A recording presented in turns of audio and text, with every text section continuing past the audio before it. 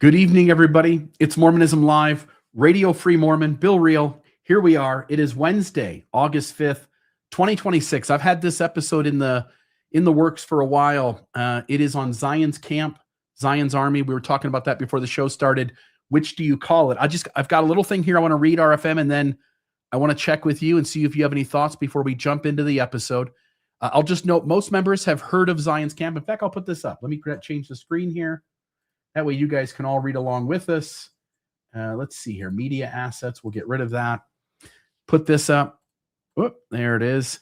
All right. So Zion's camp is usually presented as a great faith promoting story. Faithful saints answered God's call. They marched hundreds of miles, proved their loyalty, and many later became apostles. That's the story that we're told in the correlated curriculum. But Zion's camp wasn't just a camping trip, a humanitarian mission, or even a supply run. It was a military expedition, and that's what we're going to talk about tonight. Joseph Smith called hundreds of armed men to march nearly 900 miles, most on foot, to reclaim the land from which the saints had recently been driven. Along the way, we find revelations, military organization, political negotiations, threats of war, storms that believers still today call a miracle, a cholera epidemic that kills camp members and a couple of Missourians to boot, and perhaps most interesting of all, how a religious movement explains what appears to be a spectacular failure of the future of Zion. Because here's the spoiler: they never reclaim Jackson County. Nobody goes home. Zion isn't redeemed. The saints don't get their land back, and everything Joseph promised seems to fall apart. Yet, today, faithful members often remember Zion's camp, because that's the way it was taught to them, as one of Joseph Smith's greatest successes. And how does that happen? Well, tonight on Mormonism Live, we're about to find out. And so before we jump in, RFM, your thoughts on Zion's camp, Zion's army, anything you want to say before we start to dive into all that went on in this cool historical episode in Mormon history? Yes, Joseph Smith was a failure at everything he did, and yet ultimately the religion he founded succeeded. And it was absolutely astonishing. He failed upward, big time. 1834, Zion's camp was a massive failure for Joseph Smith. It was colossal. It pulled his prophetic breeches down around his knees and exposed the fact to everyone that he had no contact with God. And so therefore, he drew upon his roots, I think, in treasure digging and how it is to explain away to people that when something goes wrong and the treasure is not found, it's not my fault. It's actually your fault because you didn't follow all the rituals exactly the way they were prescribed to do. So he was able not to keep everyone, but to keep enough and to turn the endurance of it without turning against him into a virtue and something that would be rewarded with promotion in the church, as indeed it should be. And he filled the ranks of the apostles in 1835, at least 2/3 of them from members of this trek. And also all the 70 that were going to be called came from this trek, which makes sense to me. But that's the faith promoting part. Now, here I'm going to lead into this by telling you I was talking earlier today with a friend of mine, not going to mention his name. He is not a scholar about Mormon history, but sure knows, as much as any regular Mormon knows. And I mentioned what we'd be talking about tonight, Bill, about Zion's camp. And he said, isn't Zion's camp that episode in church history where a bunch of guys kind of went out into the woods and sort of played like they were Boy Scouts for a few weeks?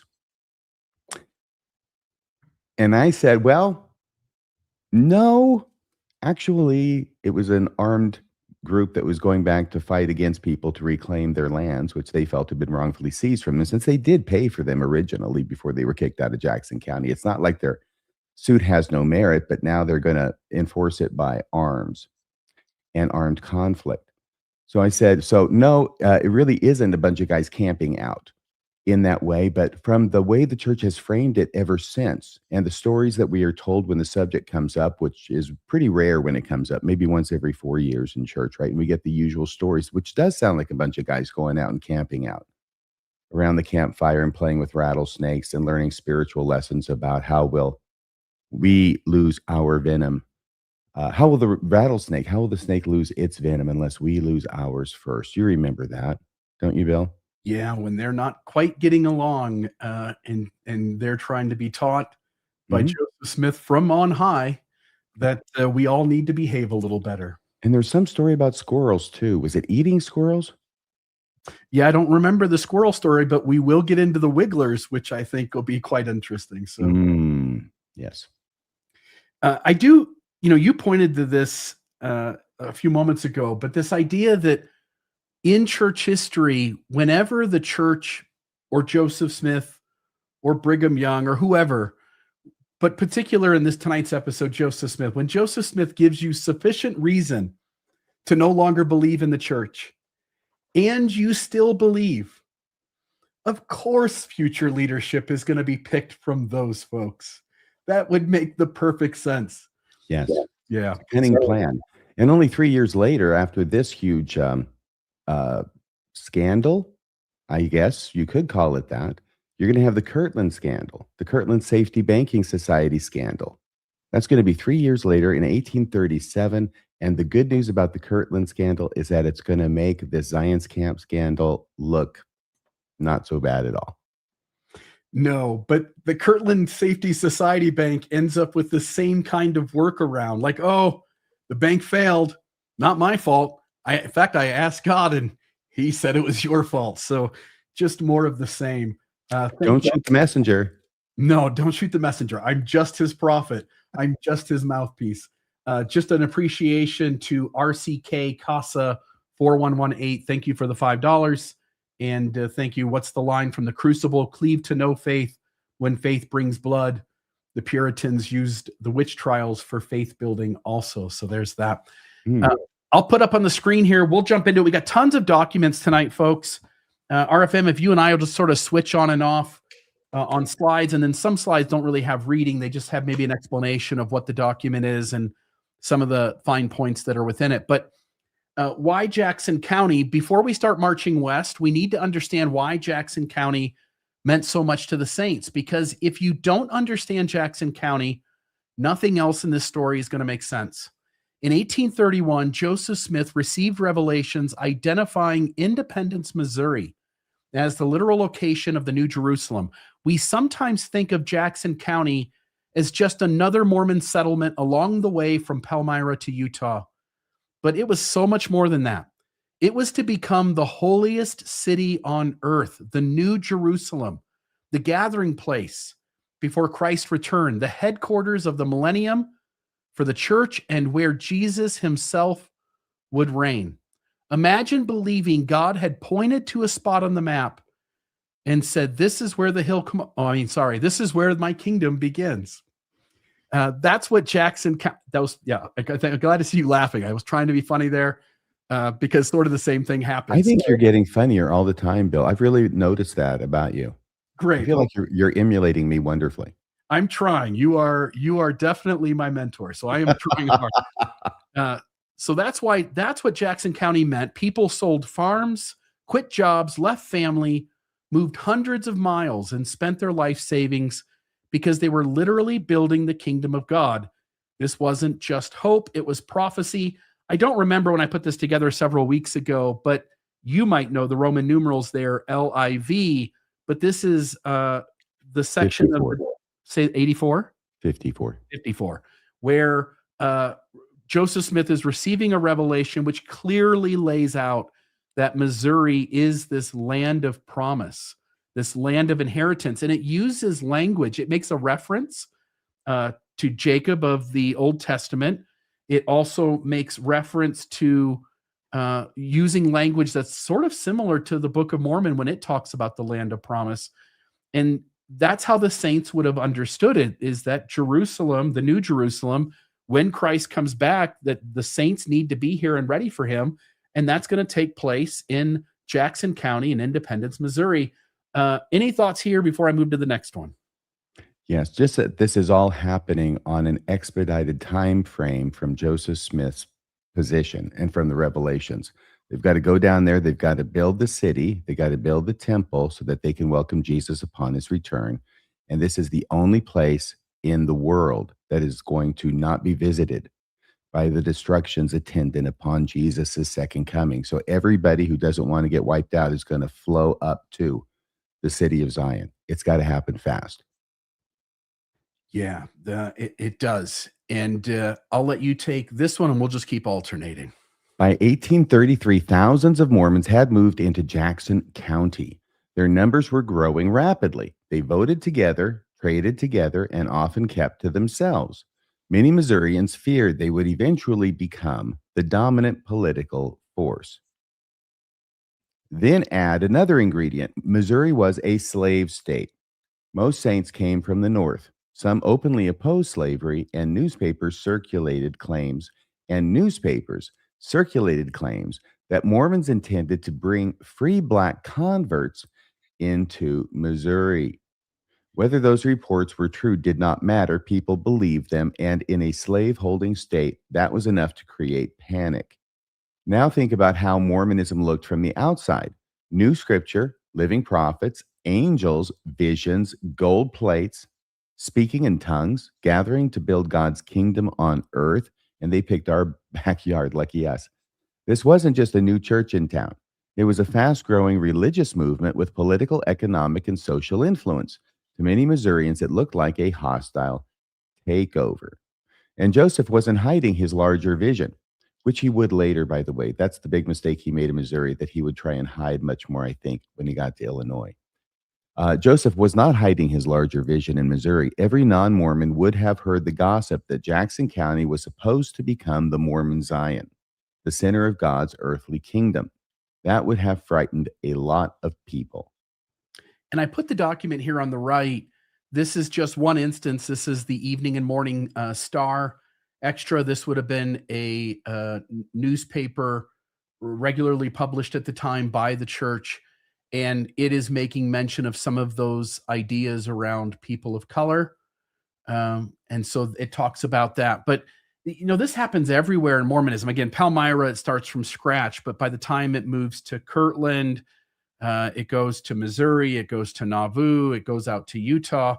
Now, Utah, there's not a ton of people out there, so they sort of can have their way. But in every other place that they move to, it would have frightened the folks who were there. They would have not, it wasn't just like a Methodist church was setting up a building on the corner of the town square. It was that there were lots of people moving in with certain goals that were loud and eccentric, and the church is trying to establish itself. And Mormons, to some degree, are keeping to themselves. They sort of vote as a block, and if anybody is in that town, as the Mormons have decided that your town is the next town they're going to move to, and build the kingdom of God, I would be concerned about that. I would have feelings of apprehensiveness about a bunch of Mormons coming in and sort of taking my town over. It is a strange thing to have experienced that, I have to imagine. And so anyway, in this case, yeah, no, please. With this issue of the Evening and the Morning Star, the extra, this is July 16th, 1833. Few days prior to that, they had published the famous or infamous, depending upon your point of view, opinion and piece titled Free People of Color. And the free there, I think, is a verb and a command, free people of color, or it's talking about free people of color coming down from the north. Anyway, whatever it was enough to create controversy and commotion amongst the citizens of Jackson County. And it got so bad that on July 16th, 1833, they printed a retraction. That's why this is an extra. And it's saying, hey, look, we did not mean what it sounded like that meant at all. In fact, we meant exactly the opposite. Not only do we not want black people coming down from the northern states into Missouri, we don't even want black people to be able to join the church. So it's in this response to try and pour water on the flames that are going on. that some of these really radical statements are made in Mormon publications. But it's only 4 days later, regardless of that extra. It didn't work. 4 days later is July 20th, 1833, and that's when the mob tore the place apart and destroyed the press, and the Mormons were kicked out of Jackson County. Yep, and we learn about that next. So, their call, the name I've seen for this is the Missouri disaster of 1833. But as you pointed out, it's a story that all of us are very familiar with in church history.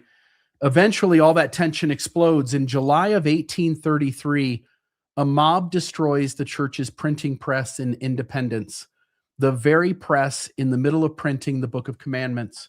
The church's first collection of Joseph Smith's revelations. W. Phelps' office is demolished. This is a church image of that, by the way, and that's Mary Elizabeth Rawlings Lightner and her sister Caroline, and them trying to salvage the Book of Commandments as the mob is destroying things. Many know the story. Again, Mary and Caroline, they gathered armfuls of those pages and hid in a nearby cornfield, preserving some of the only surviving copies. I just mention here because I think it's such a strange thing that the church tells this story enough that if any of us are paying attention as we grow up in the church, we learn it. But none of us seem to have been told that Mary Elizabeth Rawlings Lightner would later become the one of the plural wives of Joseph Smith. In fact, that he approached her, she claims, when she was 12 years old. But when this happens, this is only the beginning. Violence escalates. Homes are attacked. Properties destroyed. Church leaders are tarred and feathered. Members are beaten, threatened, and whipped. Women and children flee into the woods, and by November, roughly 1,200 saints have been driven completely out of Jackson County. Everything they believed, everything they sacrificed, everything God had promised, gone in just a few months. And now imagine being one of those saints. God tells you to move, and you obeyed. You gave up everything. And now you're standing across the Missouri River watching people occupy the very land God had supposedly given to you. To these saints, it wasn't just their homes that had been taken. It was like prophecy itself had been interrupted, and that would have also been disrupting to their faith. And I'll just note that, we're talking about, I think it was D&C, you said section 54, and Joseph Smith is saying that he's receiving revelation from God. He's laying out that the New Jerusalem shall be in Missouri. And in some of our heads, as we learned about church history, Joseph Smith moves from Palmyra, goes to Kirtland, Ohio, and walks into, the second bishop of the church, because the first one was Edward Partridge. Whitney? Newell K. Whitney. Walks into the Newell K. Whitney home and, tells the Whitneys that you've prayed me here. Now, what do you want of me? And then we go, okay, well, they left Kirtland and now they go to Nauvoo. What we sometimes miss out on is that while the saints are moving to Kirtland, they're also moving to Independence, Missouri. It holds a very prime place in Mormon theology. And so as a significant section of church membership is making their home in Independence, Missouri, to have things go south there and them to be essentially all kicked out, it would have been disruptive to the faith because you had been taught that this is the place, and it would have caught you off guard. And again, they had to deal with the fact that things were not going as well as Revelation seemed to indicate. Yeah, I wouldn't call it the Missouri disaster of 1833. I would call it the Mormon version of the Babylonian captivity, because a similar thing is happening where a group of people have been promised that they will be able to live perpetually on a piece of land in the Middle East, and then they get taken over by the Babylonians and taken into captivity. Eventually they're released, but that changed everything about Judaism from that point forward. And I think that even though obviously it's on a smaller scale numbers wise, that's what the Mormons are doing. God, through Joseph the prophet, has designated this plot of land as the place to build his city, which must be built before he comes again, which must happen in this generation. And now they get kicked off. And they have tried and tried and tried to get redress, to have the courts allow them to come back onto their own properties. Nothing has worked. So now what to do? How is God At this juncture in history, how is God going to vindicate himself to the Mormons? And how is Joseph Smith going to do the same? Yes. And the saints have got this plot of land, as you point out. This is where Christ is going to come back, and us in the modern moment of Mormonism, we all have been taught like that's some far off future event. But as you noted, and I don't remember the exact words, but it's 56 years till the winding up scene shall occur. Joseph Smith is telling the saints that there's a really good chance that when Jesus shows up again, Joseph Smith will get the chance to see him in the flesh, or have just passed away just before that happens. And so the saints are expecting Christ to come back during their lifetime, and Independence, Missouri is the place where that's going to happen. Now, they don't jump to violence immediately. They try really hard to resolve things civilly. So this is a warrant from the 21st of October of 1833. This is one of the earliest legal documents that shows that the Latter-day Saints were attempting to resolve the issues in Missouri through the legal system. By the way, the thought occurred to me that we would, of course, expect them to try and resolve it civilly because they are the outnumbered force.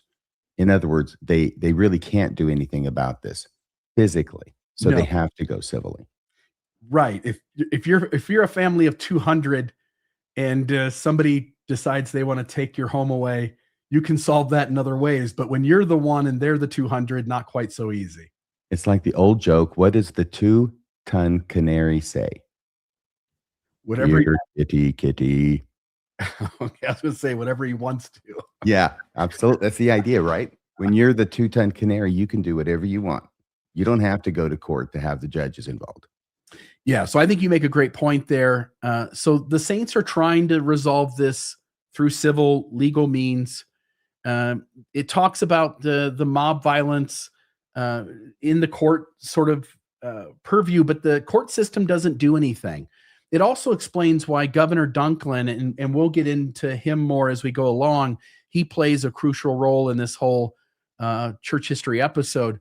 But it shows why he became so important as he's helping the saints try to recover their lands. He is friendly to the abuses that they've taken. In other words, he is listening to the abuses that they've gone through, and he sides with them, and he's friendly to them, and he's trying to help them. This also will tie into Section 101 when we see a transition beginning to start from handling things in a civil way through the government legal system, and eventually things become more violent. And this also is good documentary evidence that the saints were attempting to recover rights and property again through civil authority. And then the next one here, this was a letter to church leaders. I'm not going to pronounce that right, but Geneseo, New York, 23 November 1833. And this shows that Joseph Smith is still expecting Jackson County to be redeemed. There's no indication the promise is being delayed yet. Strong emphasis on seeking legal and political redress first. So again, trying to go through the proper channels. It shows that Joseph believed God would ultimately vindicate the saints. That's the language that Smith and the church are using in this letter. Demonstrates that the redemption of Zion was already dominating Joseph's correspondence months before D&C 103. And it's good evidence that the goal from the beginning was to return to Jackson County, not merely just to help those who had been kicked out, but to get them back into their homes, back on their land. And so this documents a great bridge between the 1833 Missouri expulsion and the 1834 expedition of Zion's camp. And then one other little one here, and then I think the next one will be a slide if you don't mind reading it. But this one, so again, the saints are kicked off their land. They're kicked out of their houses. It is the promised land as far as they're concerned. And they're making the effort to try to get this resolved through proper channels. And they're hitting wall after wall after wall. So naturally, the displaced saints would begin writing Joseph Smith. What do we do? When do we return? God promised us this land. And their expectations had been shaped by his revelations. And now those revelations appeared to be colliding with reality. And so Joseph faced the difficult task of maintaining confidence in both the promise and his prophetic leadership. In response, he sought further revelation to explain what had happened and what should happen next. And actually, this is one more here too. So D&C 101 is the out product, the outgrowth of this whole thing going on. And so on the 16th and 17th of December 1833, Joseph Smith claims to receive Doctrine and Covenants section 101. And this is where God is addressing the saints having been kicked out, and God is promising that Zion will be redeemed. There's the use of the parable of the nobleman and the vineyard in this. The parable introduces, I think this is the first time we get this language, to go ye straightway unto the land of my vineyard and redeem my vineyard. And this is the theological precursor to Doctrine and Covenants 103. God commands the saints to seek legal redress first, and they're trying to do that, but it's not working. And he introduces the law of redress. And there's this phrase that comes up, which I thought was interesting. I'd love if we stopped for just a moment and talked about this, but after the fourth offense, quote unquote. And it's this principle that Joseph is claiming that God is giving him in Revelation that talks about, like, basically you deal with somebody abusing you once, you deal with them abusing you twice, 3 times, but after the fourth offense, you now have the permission of God to do something different. And again, including at least perhaps violence. And this establishes that the saints are not to abandon Jackson County. Again, they've abandoned Palmyra, and they'll eventually abandon Kirtland and Nauvoo. But here early on in the sort of the history of the saints, Joseph Smith is having God tell the saints that we're not stepping away from Jackson County. We're not going to leave it. This is our spot of land. And so there's this expectation that God will intervene. And I just want to note here that this makes D&C 103 feel like the fulfillment of D&C 101. Because again, we go from 54 of the New Jerusalem and where it's going to be in Jackson County, Independence, Missouri being announced. We get D&C 101, which is addressing the saints having left and they get to have their land back. And then we'll get into D&C 103 and 105, which lead into Zion's camp and Zion's army and that whole experience. And D&C 105 ends up being a complete 180. Again, we'll get to that later in the episode. But any thoughts here as we've gone through some of these documents, including D&C 101? Yes. To complete my analogy with the Jews in the diaspora, they were in the Babylonian captivity for 70 years. That's 70. Then returned to their promised land. The Mormons are still in their diaspora. They're still in captivity. They have never returned to their promised land. Of course, they never really lived in it first, like, the Jewish people had. It was kind of a promised land by designation, by prophetic pointing of the finger on the map and saying, this is the place. But still, we have not gone back. And it's interesting to watch what has happened. When I joined the church, there were rumors aplenty about the time will come, and probably really soon we'll get that call, that bat signal in the middle of the night and have to pack up and head to Jackson County. Always the issues, will the road system even be working? Will there be so many earthquakes that there will be upheavals and we'll have to get there by some way more difficult than automobile? And all that stuff. But now I think now it's well and truly dead. I think that President Nelson gave it the final blow when he talked about the gathering of Israel, which the Article of Faith still says we believe in the literal gathering of Israel here upon this, the American continent, right? But no, because he has now taken what God said was literal. He has made completely symbolic and said that, the gathering of Israel is missionary work or going to the temple. In other words, gathering of Israel is doing anything you're supposed to do as a Mormon. So it doesn't mean anything anymore. And so I don't think anybody, let me know in the live chat, by the way, if you're talking to some people who are still faithful in the church or maybe attending church still, do you hear that? Any kind of rumblings about the time will come when we will return to Missouri, or is that really gone the way of the dodo, as I suspect? There were a couple of other things I wanted to say, Bill, and I don't want to take away from this. I know there's a lot of great things that you've done. I just want to make a point of clarification because for me, this was very confusing because the Saints have troubles in Missouri for a long time, okay? And they get kicked out of Jackson, Missouri, Jackson County, Missouri in 1833. But the thing that I always got confused with in my head was they also get kicked out of Missouri in 1838, which is 5 years later. That's not an insubstantial amount of time. And that's when they head for, Joseph Smith gets locked up in Liberty and the Saints head for Commerce, Illinois, where they gather by, and then they build it up to become Nauvoo, right?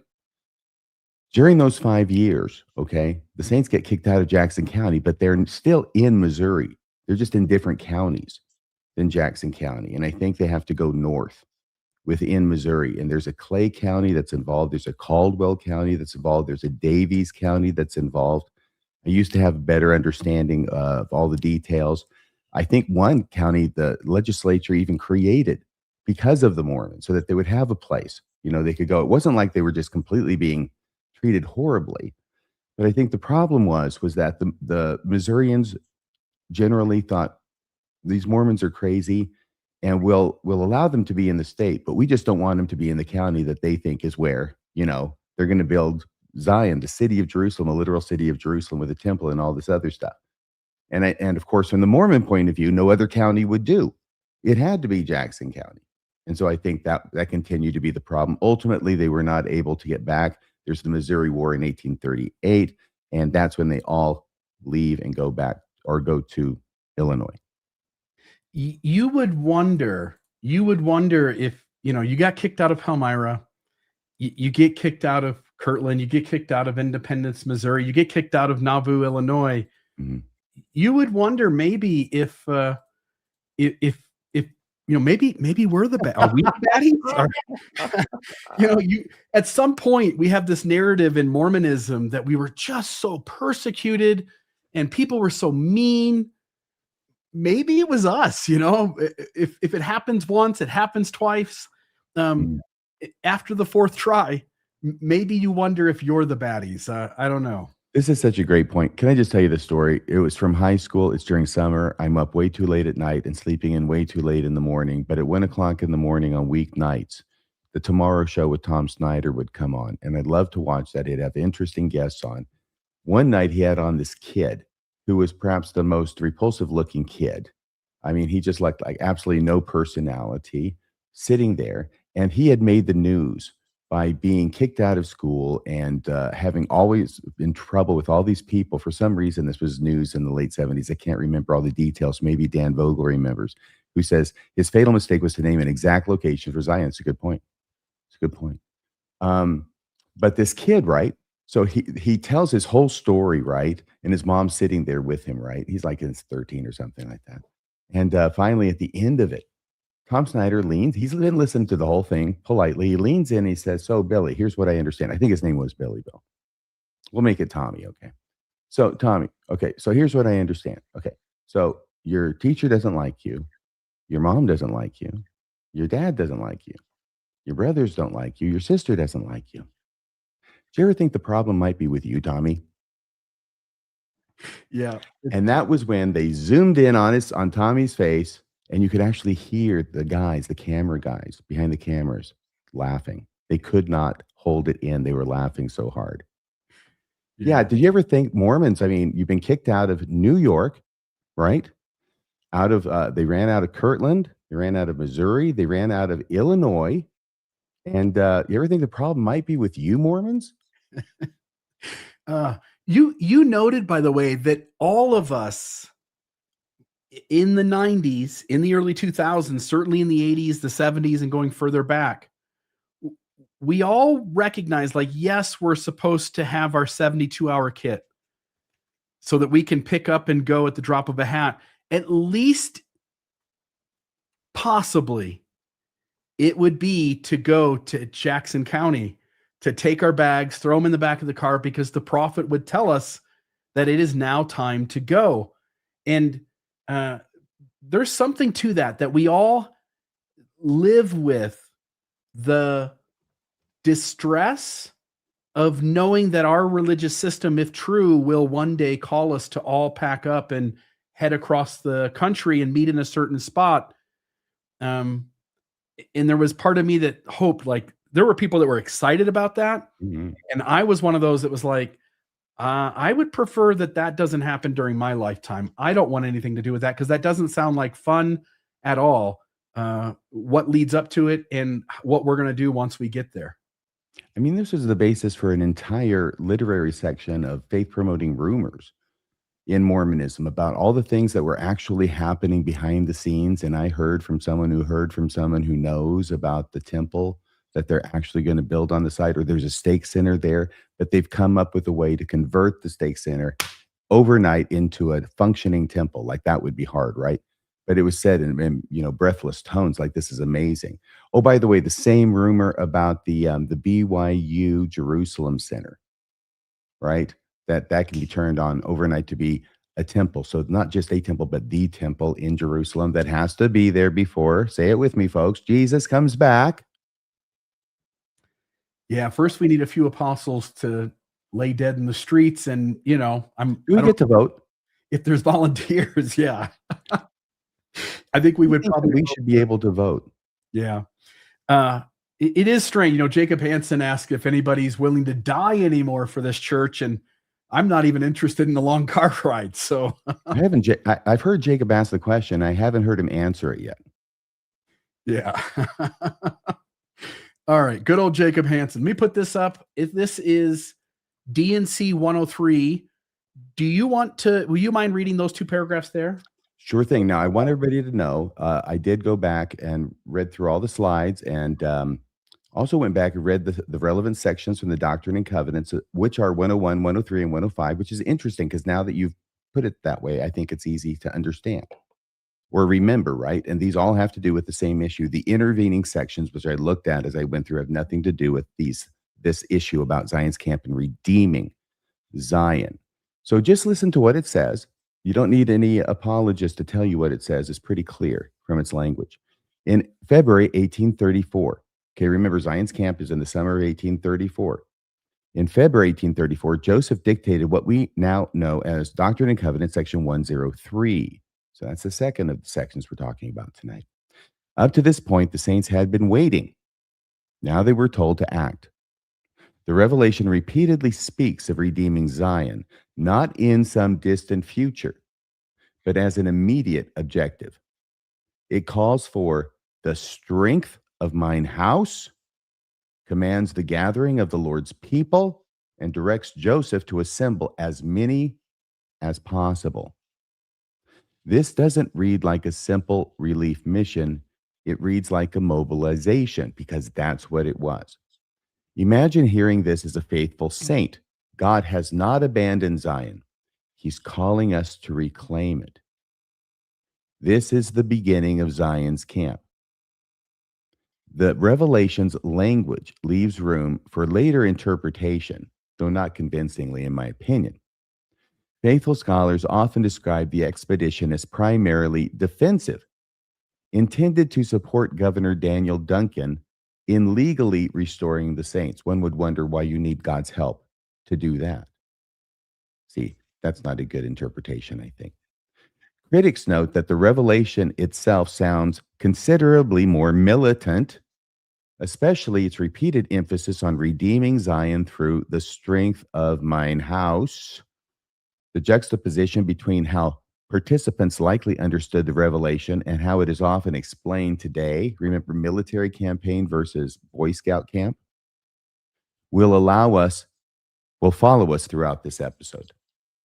Yeah, and I'm happy to read these. I think there's some importance to this. So, DNC 103, verily I say unto you, my friends, behold, I will give unto you a revelation and a commandment that you may know how to act in the discharge of your duties concerning the salvation and redemption of your brethren who have been scattered on the land of Zion, being driven and smitten by the hands of mine enemies, on whom I will pour out my wrath without measure in mine own time, for I have suffered them thus far, that they might fill up the measure of their iniquities, that their cup might be full. and that those who call themselves after my name might be chastened for a little season with a sore and grievous chastisement. Because they did not hearken altogether unto the precepts and commandments which I have given unto them. But verily I say unto you that I have decreed a decree which my people shall realize, inasmuch as they hearken from this very, and again, it goes on. So different part of the revelation. Can I mention something here, Bill, that may be confusing to people watching? I apologize. I was checking in the background. Love it. The CI is 101, which makes this very confusing, okay? Because we know that certain sections don't have the same number. In fact, 101 used to be in the book, in the original Doctrine and Covenants, it was the section on marriage, right? Remember that one? But then it became to be 101 and something else, apparently. But I went back and I double checked, and it does appear that this is the language of what we have today in section 103. But it's under 101 in this, wherever it is you got this particular image from. Yeah, and I'll just note as a side tangent to what you just said is that in... Oh, wait a second, I'm wrong. I think that is 101. I went further. Okay, so this is section 101 that's on the screen? Yes, that is 101. Okay. Well, it says it was given February of 1834, though. Yeah, my understanding is that this is 103. I will say, to your point, in previous historical episodes, it has been really difficult because you have the Book of Commandments, you have the Doctrine and Covenants, which shows up with Roman numerals, and then you get the Doctrine and Covenants with regular numbers. And all along the way, each time something comes out, the sections are in different places than they were in the previous edition. And let me back up again, okay, because I was right the first time. All right. This is 103 on the right, in spite of the fact that it's section 101 and whatever source you got it from. The thing that fooled me when I went back to check it is that it has, of course, about 10 verses all crammed into one verse. And I went to the second verse, and it didn't match the second verse here because it wouldn't, because there's like 10 verses down. Yeah. And so in the two sections at the bottom, again, the one on the left, I will raise up unto my people a man who shall lead them like as Moses led the children of Israel. I wonder who that could be. Yeah, he shall be named Joseph after his father Joseph. Yeah, it's Joseph Smith putting himself right in the center of the action. And then, in case some people didn't actually get it, God made clear in a later revelation that when he was talking about the parable of the vineyard, what was it? The servant in the vineyard? That was Joseph Smith. So you need to listen to him. Yeah, he's always the star of every show, of every scripture, of every miracle story. And it talks about there at the end of that, it says, I say unto you, mine angels shall go before you, and also my presence, and in time ye shall possess the goodly land. And then in the bottom right there, behold, they shall, for I have decreed it, begin to prevail against mine enemies from this very hour. This very hour, right now. It's happening. And that's not what happens. But we just getting this revelation in Kirtland, right? Yeah. He's 900 miles away. From this very hour, it's happening over there. Yeah. And by hearkening to observe all the words which I, the Lord their God, shall speak unto them. So there is this immediacy to what's going to happen, that the person shall be a man raised up in the group like a Moses who will lead the children of Israel. And this is setting the tone for Zion's camp to take place. Here's also section 103. This is the original document that they would have written it down in. This was out of the Joseph Smith Papers Project. And here is an image, the Lord's army marching to the deliverance of Zion. So there's the army just traveling through some farmer's fields, trampling all over his crops, it looks like, as they make their way. No wonder people got pissed off at the Mormons, It seems like they're all walking there through his field and behind the houses there. Anyway, so there's that. And then this was a letter to Edward Partridge and others. This was on the 30th of March, 1834. I may not have done this perfectly, but I tried to keep all of these documents and events in chronological order. And so on the 30th of March, 1834, in this letter to Edward Partridge and others, and I think maybe you highlighted these, if I'm not mistaken, correct? No, these were all highlighted when I saw them. I didn't highlight any. But of course, the letter is being written to Edward Partridge, who is the bishop in Zion. Yeah. And he's being informed that he needs to start preparing for what's going to happen, that there's this urgent call for men for financial donations to support what's about to happen and for supplies. And of course, Partridge would be, because he's the first bishop in the church, he's one of the perfect people for this message to go out to. And then the other one there, again, I must have highlighted it because, again, I put this together weeks and weeks ago. Excellent evidence that participants were expected to make real financial sacrifices, not merely volunteer. And we'll see that later as this plays out. In fact, there's even a claim that Joseph Smith gave a whole lot to this. I'd like to raise some questions about that when we get there. There were some things that I sort of went like, that gets to count for Joseph Smith? That's sort of strange. Yeah, like if I get you to give $100 to a cause, do I get to claim that as my donation? That's what Joseph Smith does. So we'll see that here shortly. But this letter is a nice little sort of moment to pause and notice that Joseph Smith is trying to get the saints to get ready for Zion's army, for Zion's camp to happen. So there's that one. And then we get the start of Zion's camp. And so then we get some more information on this Governor Daniel Dunklin, Dunklin.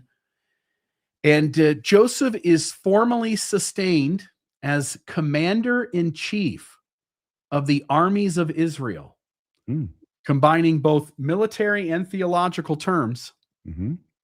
Joseph is no longer acting solely as the Mormon prophet, but now he's acting as a military leader of God's covenant people, a modern-day Captain Moroni.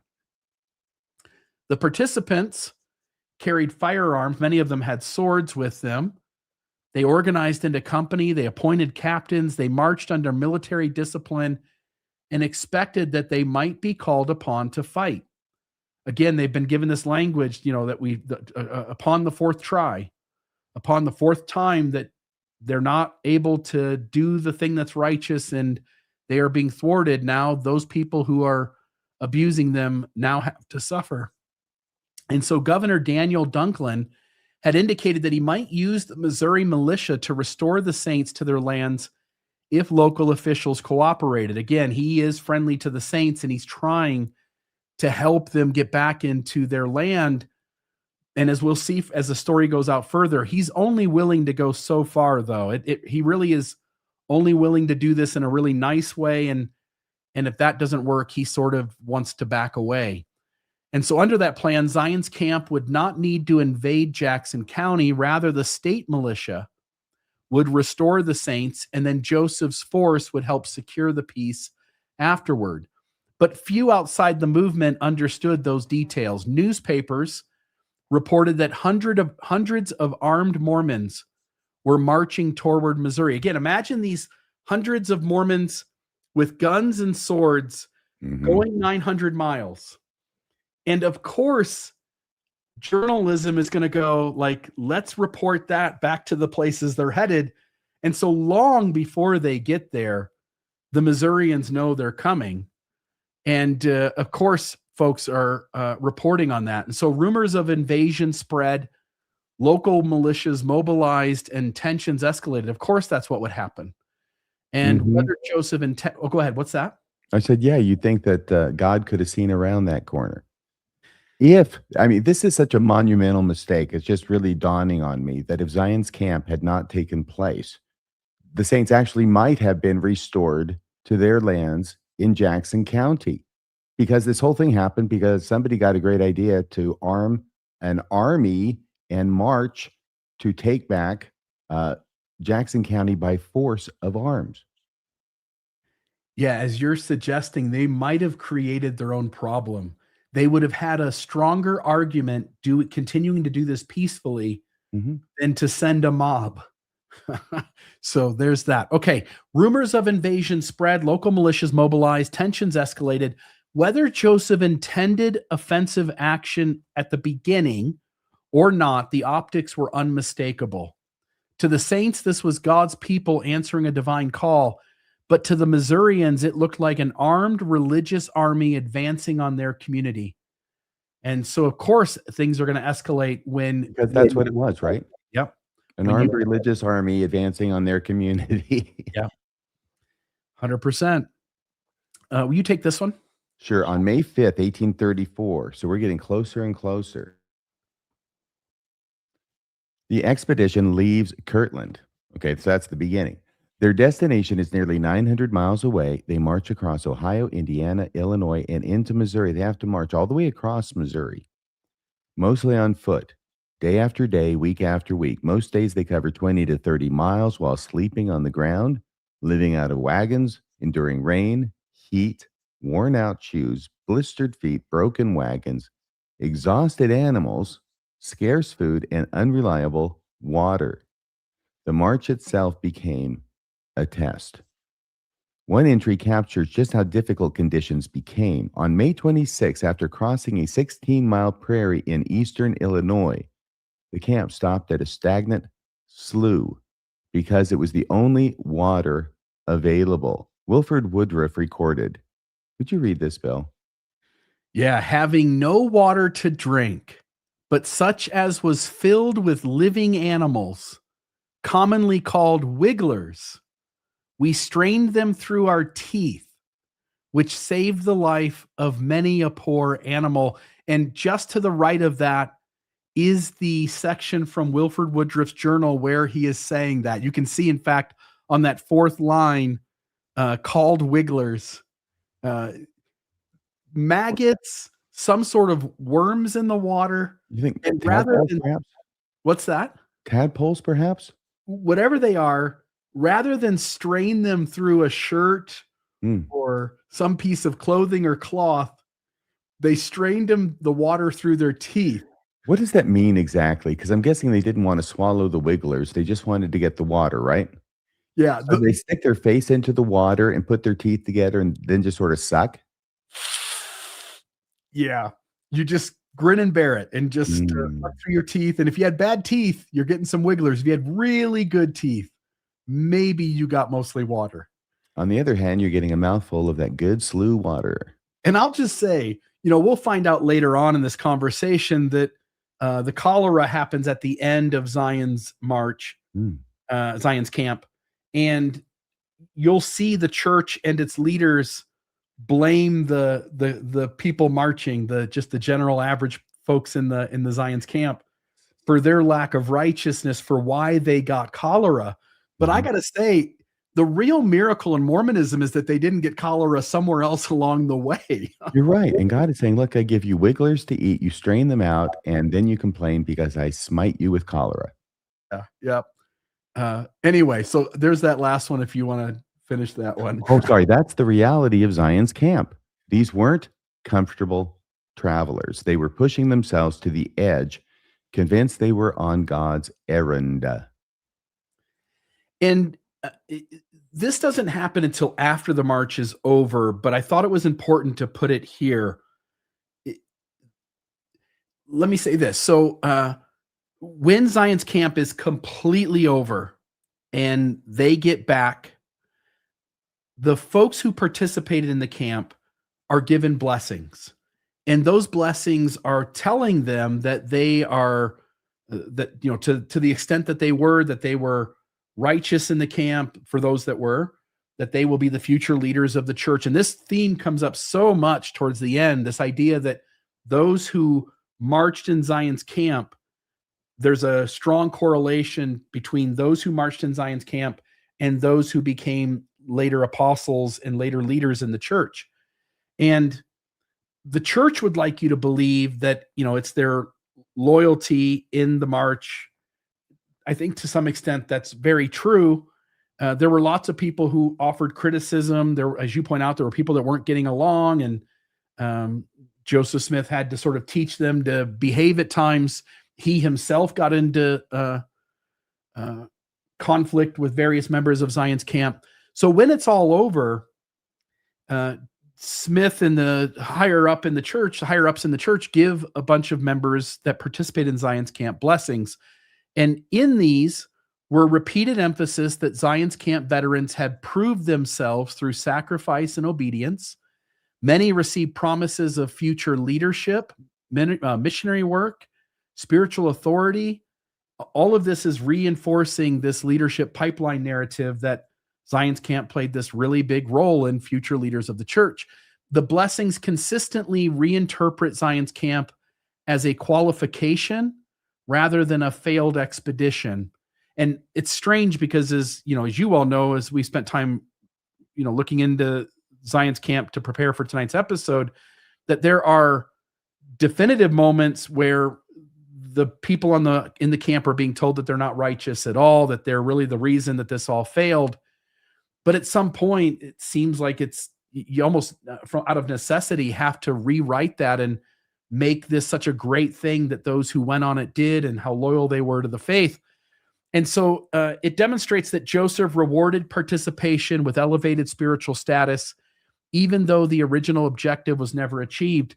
And these letters help us to know who was all in the camp. We get the names elsewhere as well, but in some instances, this is how we know that somebody's participating in Zion's Camp, is that they got one of these letters. And these came from the Joseph Smith Papers Project, I believe. I know I got them from a church source. And then just to go along with that, Benjamin Winchester, just a little barroom trivia.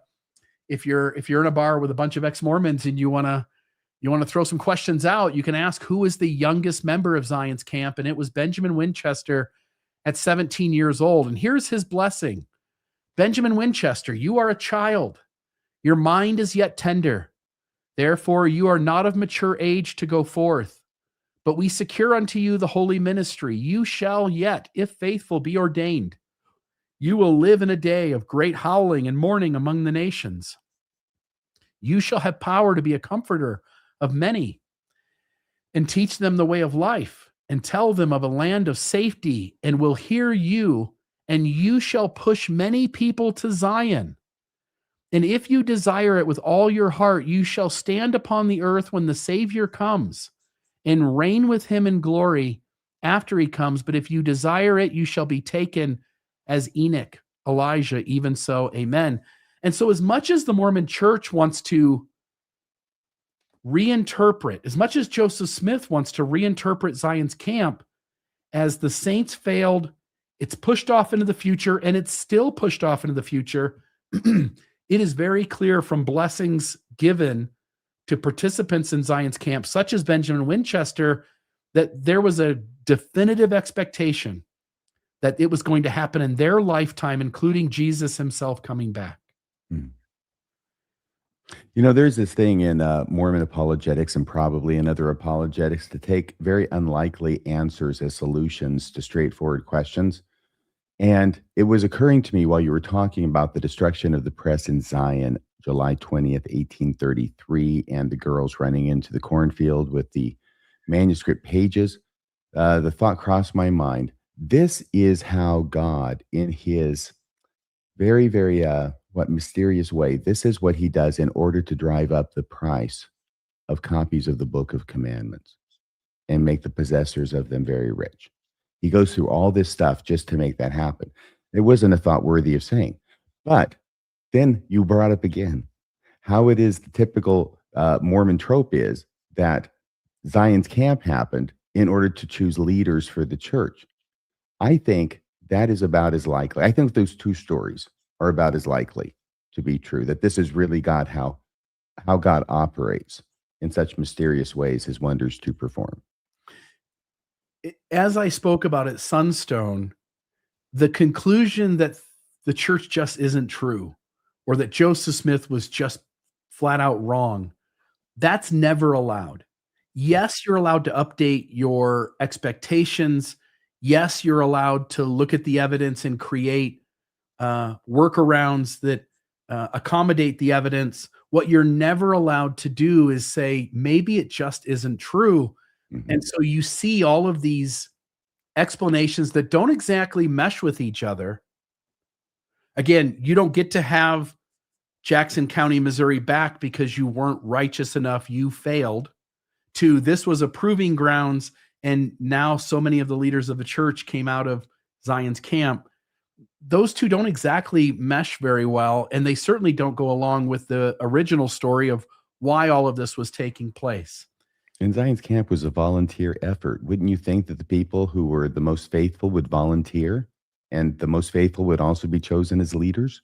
I think you said something similar earlier.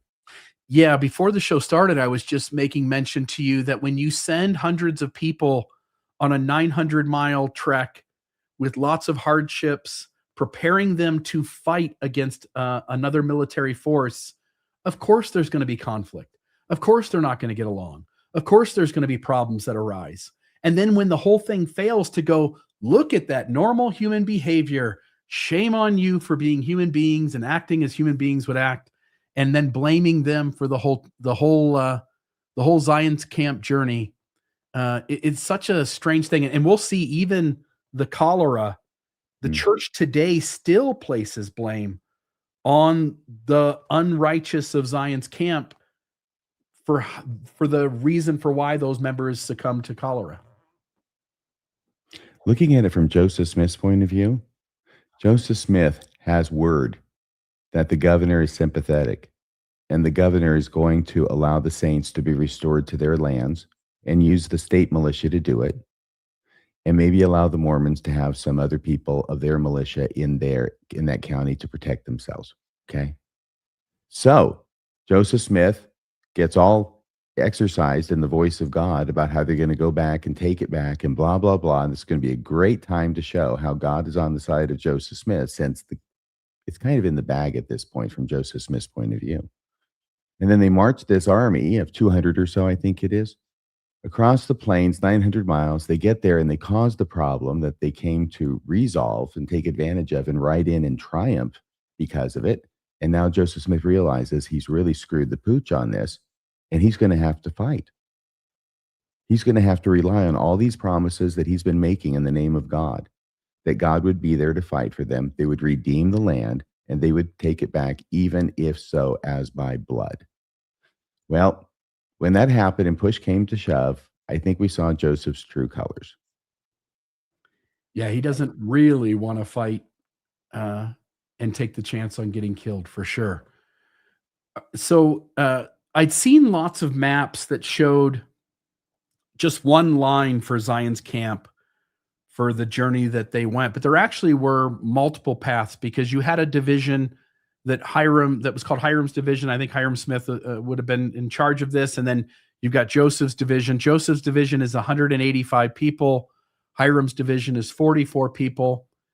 And they sort of meet up sometime around, I think, June 8th, it shows, and then finish the rest of the way in. But I thought that was kind of a little interesting graphic, since often it's posed as sort of one line with one sort of traversing journey. And then every Sunday, the camp generally stopped marching. They held worship services. They prayed together, took the sacrament, heard sermons, sang the hymns, and such likely reinforced the idea that this wasn't just a military expedition. It was a religious pilgrimage with military overtones as well. And I think that's easy to see looking back with hindsight. I don't think in the moment of doing it, I think you're just Mormons who know that you need to keep the Sabbath day holy.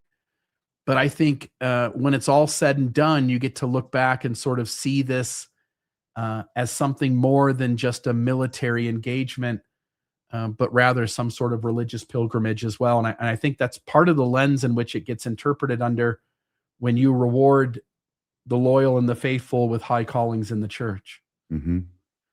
And I'm no history buff on American history, but I don't know that was that dissimilar from other troops of secular army, platoons, brigades, whatever, to meet morning and night for hymns and prayer. Yeah, I think that's almost certainly true, that it doesn't require Mormonism to stop on Sunday and do religious activities, even if the people in the military force come from very different religious backgrounds. So I'm just noting that it's the way Mormons would have interpreted it. Yes. After the fact. With all that praying and hymn singing, you think God would have gotten off his arse and helped out a little. No, he couldn't even get rid of the wigglers. They had to do that themselves. So, gosh, what do you got to do to get God, to lift a finger?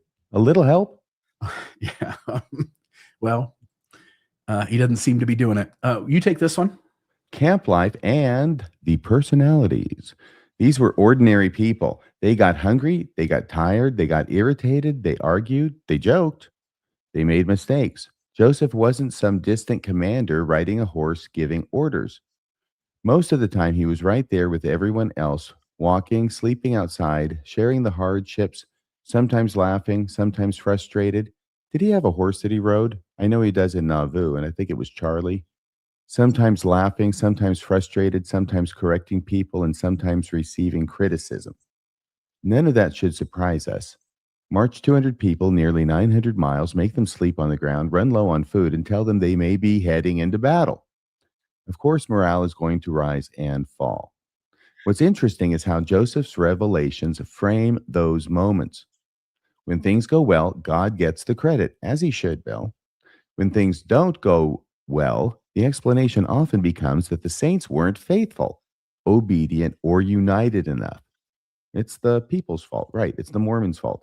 Ordinary human behavior under extraordinary circumstances becomes evidence of a spiritual problem rather than the predictable result of asking people to endure an incredibly difficult ordeal.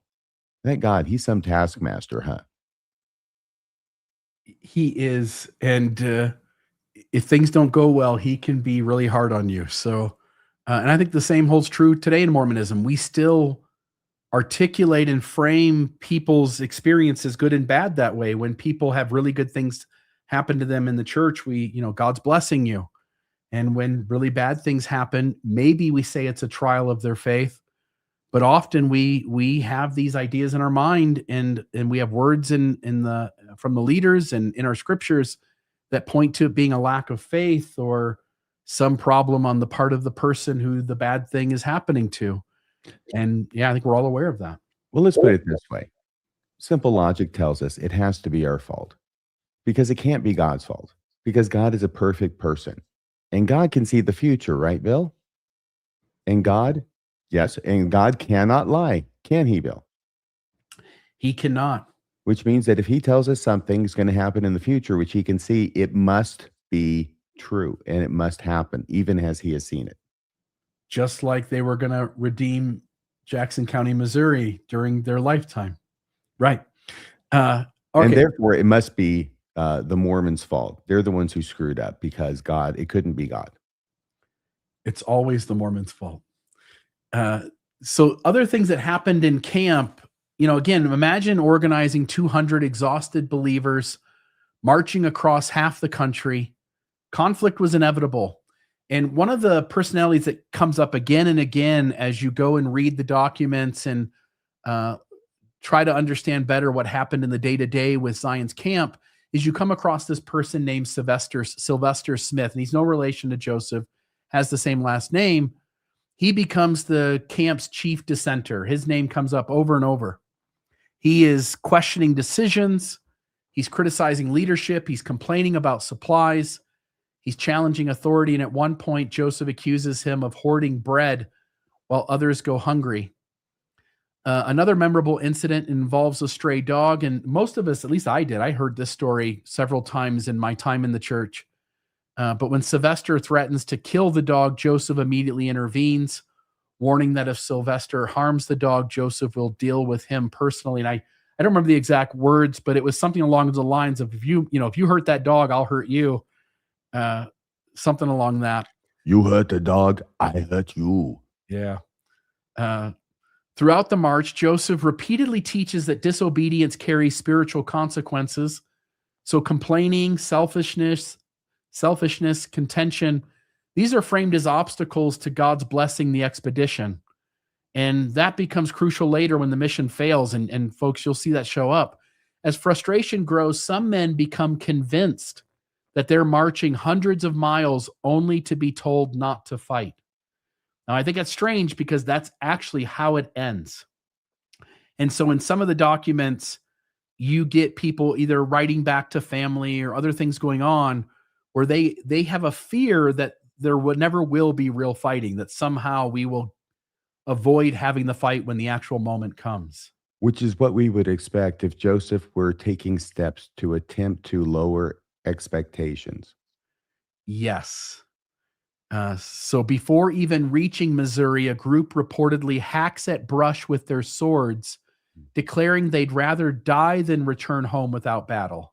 So they're so adamant as the counter movement to that, that they're essentially saying, like, it would be so disappointing if we went back home after this and never got a chance to enter battle with someone. So at And least also some of them.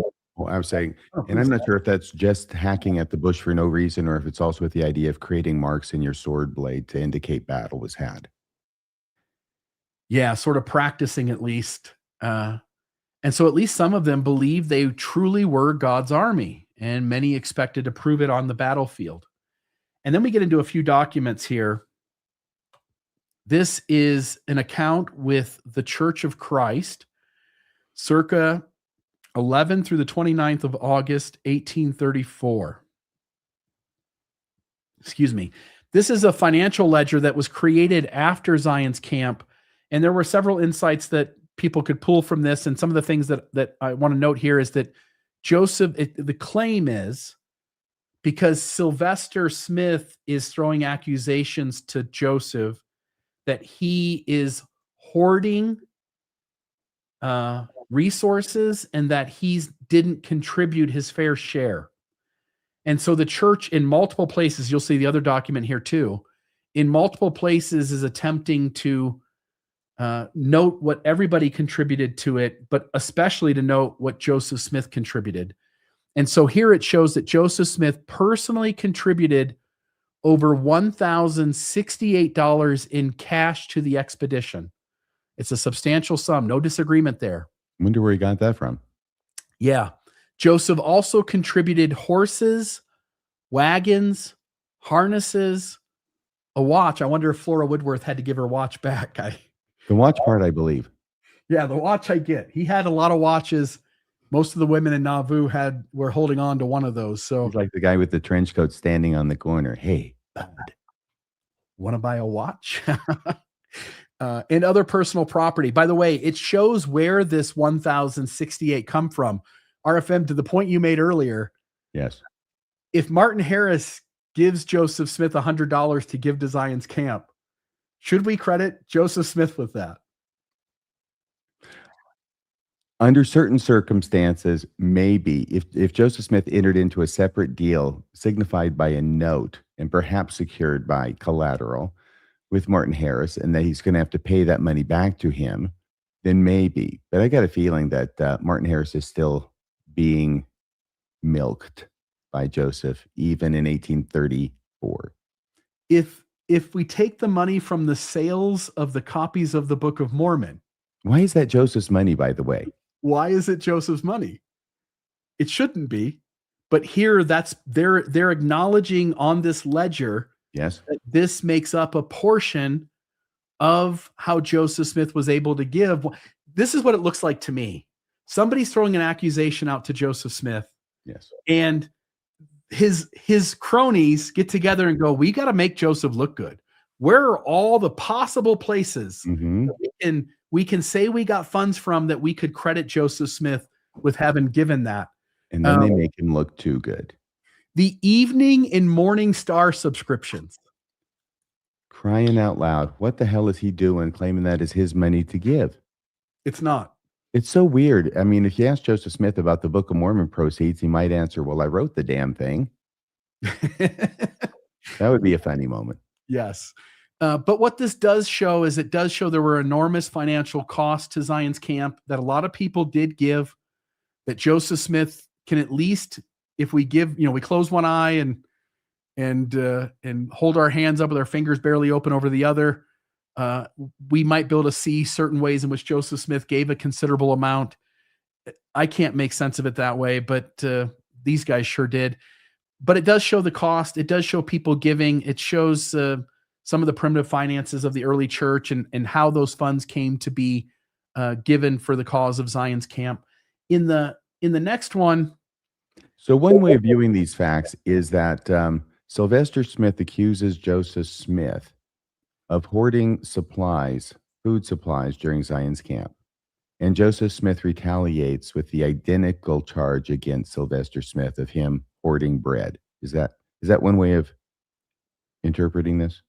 Yes. Somebody's first and somebody's second in the allegation. The allegations are obviously similar. And it just sounds like very typically Joseph Smith to accuse someone of the same thing that he just got accused of. Yeah, and like I said, to bolster Smith's donations to Zion's camp by finding all the ways in which church funds were raised and crediting that to Joseph, it's crazy. And we get it again. This is August 1834. We got it a couple months ago with the latest church financial report. Yeah, we get it every year, don't we? How much did they give to humanitarian causes again? Oh, let's calculate that for you. Wow, look how much. It's amazing. It's amazing. This is another document that's taking the things from the last slide, the last document we showed, and creating another document based on the same kinds of information. And so this ledger again shows that Joseph Smith personally contributed more than 1,068. Thank you. It shows, again, same things: Book of Mormon, sales, Martin Harris's donations. Yeah, anyway, the Evening and Morning Star along, and again, maybe Smith did give a horse, maybe he did give a wagon, but there were plenty of people in Zion's camp who would have given things like that. And other personal property. And so the document was intended to demonstrate that Joseph had invested substantial personal resources into the expedition rather than profiting from it. But, and I'm not saying this happened, but it's one thing to take credit for a lot of donations that weren't because of you. This has nothing to do with helping us see what happened to all the resources and money when Zion's camp was over. Showing Joseph gave things to the expedition doesn't necessarily mean that he didn't profit from it. Do you know where it is that the allegation would lie that he profited in some way from this miserable failure of an expedition? Sylvester Smith is at least one person who's throwing that accusation around. But does he say how? I mean, was it like you had to pay $5 to join the club and go marching 900 miles? I think the idea is that everybody had to give so much, and so much of church wealth was also given. And who gets to keep track of that and make sure it's spent right and make sure that whatever is left after the whole thing is over is returned? Well, regardless of who it is, Joseph Smith is going to be at the front of that. The bishop, presumably. Yeah, perhaps, but that might be the same guy who's giving Smith credit for Martin Harris's donations, Book of Mormon sales, and the subscriptions from the Evening and Morning Star. So, whoever is in charge of filing the official ledger and reports is the same person giving Joseph Smith credit for things that he doesn't deserve credit for. So it seems reasonable to me, looking at these documents, that it was in fact reasonable for certain people in the camp to go like, I think something's not quite right here. Anyway, there's that. Okay, then we get this trial recording of Joseph Smith as president of the church, and this is arising directly from Zion's camp. So this is Sylvester Smith's accusations against Joseph, and they're addressed in detail. And again, we're not going to read it, but folks, you can pause the screen and you can also just look up Sylvester Smith, Joseph Smith Papers Project, and you should come to these as well. At the bottom, I see Oliver Cowdery, clerk of council. So witnesses defend Joseph's leadership, financial stewardship. But again, those witnesses are willing to shade the data strongly in a certain direction that doesn't quite fit how we would reasonably do that. The council formally acquits Joseph, showing leadership took the complaint seriously. Maybe. Excellent. Well, serious enough to have at least a kangaroo court over. Yes. Yes. Evidence that Zion's camp created significant internal division, the fact that you're having courts in the first place over disputes, and shows the expedition continued to generate controversy even after everyone returned home. Because again, this is August 11th, 1834. So I think this is after the fact. And it's a opportunity to show the historical reality was way messier than the later faith-promoting narrative. Again, there's just lots of conflict along the way. Is it true this is the only time Joseph was brought in front of the Common Council, which had been outlined in the Doctrine and Covenants? Sorry, that wasn't supposed to be a surprise question. I thought it was going to be on this slide or on a slide related to it. Yeah, there is a mention of that, but the reason I'm pausing is because I thought, while the information I read said it was the only one, so the slide will say that, Mm. I was thinking there was one other place where Joseph was brought up on, well, Oliver Cowdery, for instance, right? Did the filthy, nasty scrape. That's like 1838. Yeah, so up until this point, perhaps, but I think there is other Yeah. instances, but not the first instance. Yeah, this would be the first instance. Okay. Thank Okay, let me put this one up. We did that one already. We did this one already. So then, of course, if Sylvester Smith is going to make charges against Joseph Smith, and let's just be honest, nobody's ever going to be allowed to bring charges against the prophet of the LDS Church, and anyone with decision-making power is actually going to find the prophet of the LDS Church guilty and discipline them. Yes. So it became, I sort of expected this to happen, but this document shows that after that instance, it's Sylvester Smith now who gets accusation. So this one here is August 11th, 1834. This is still another document showing the Council of the Church being convened to hear Sylvester Smith's accusations. Shows Joseph Smith being formally put on trial. It says here, the only time a sitting president of the church was tried before a common council. So that's what you were pointing to. And I'm just making mention that something happened with Smith in the Cowdery instance in 1838, but I don't know if that ever went before a common council. And so maybe Dan Vogel would know that. These charges grew directly out of Zion's camp. Sylvester Smith accused Joseph of financial impropriety, the reason they created those documents and brought those witnesses forward who showed that Joseph gave lots of donations, if we include all the things we shouldn't. Mm-hmm. And so the council obviously unanimously exonerated Joseph. It does show, though, that Joseph, was being questioned by insiders in Zion's camp. And then we get the one thing I was talking about here. This is Kirtland, Ohio, August 28th, 1834.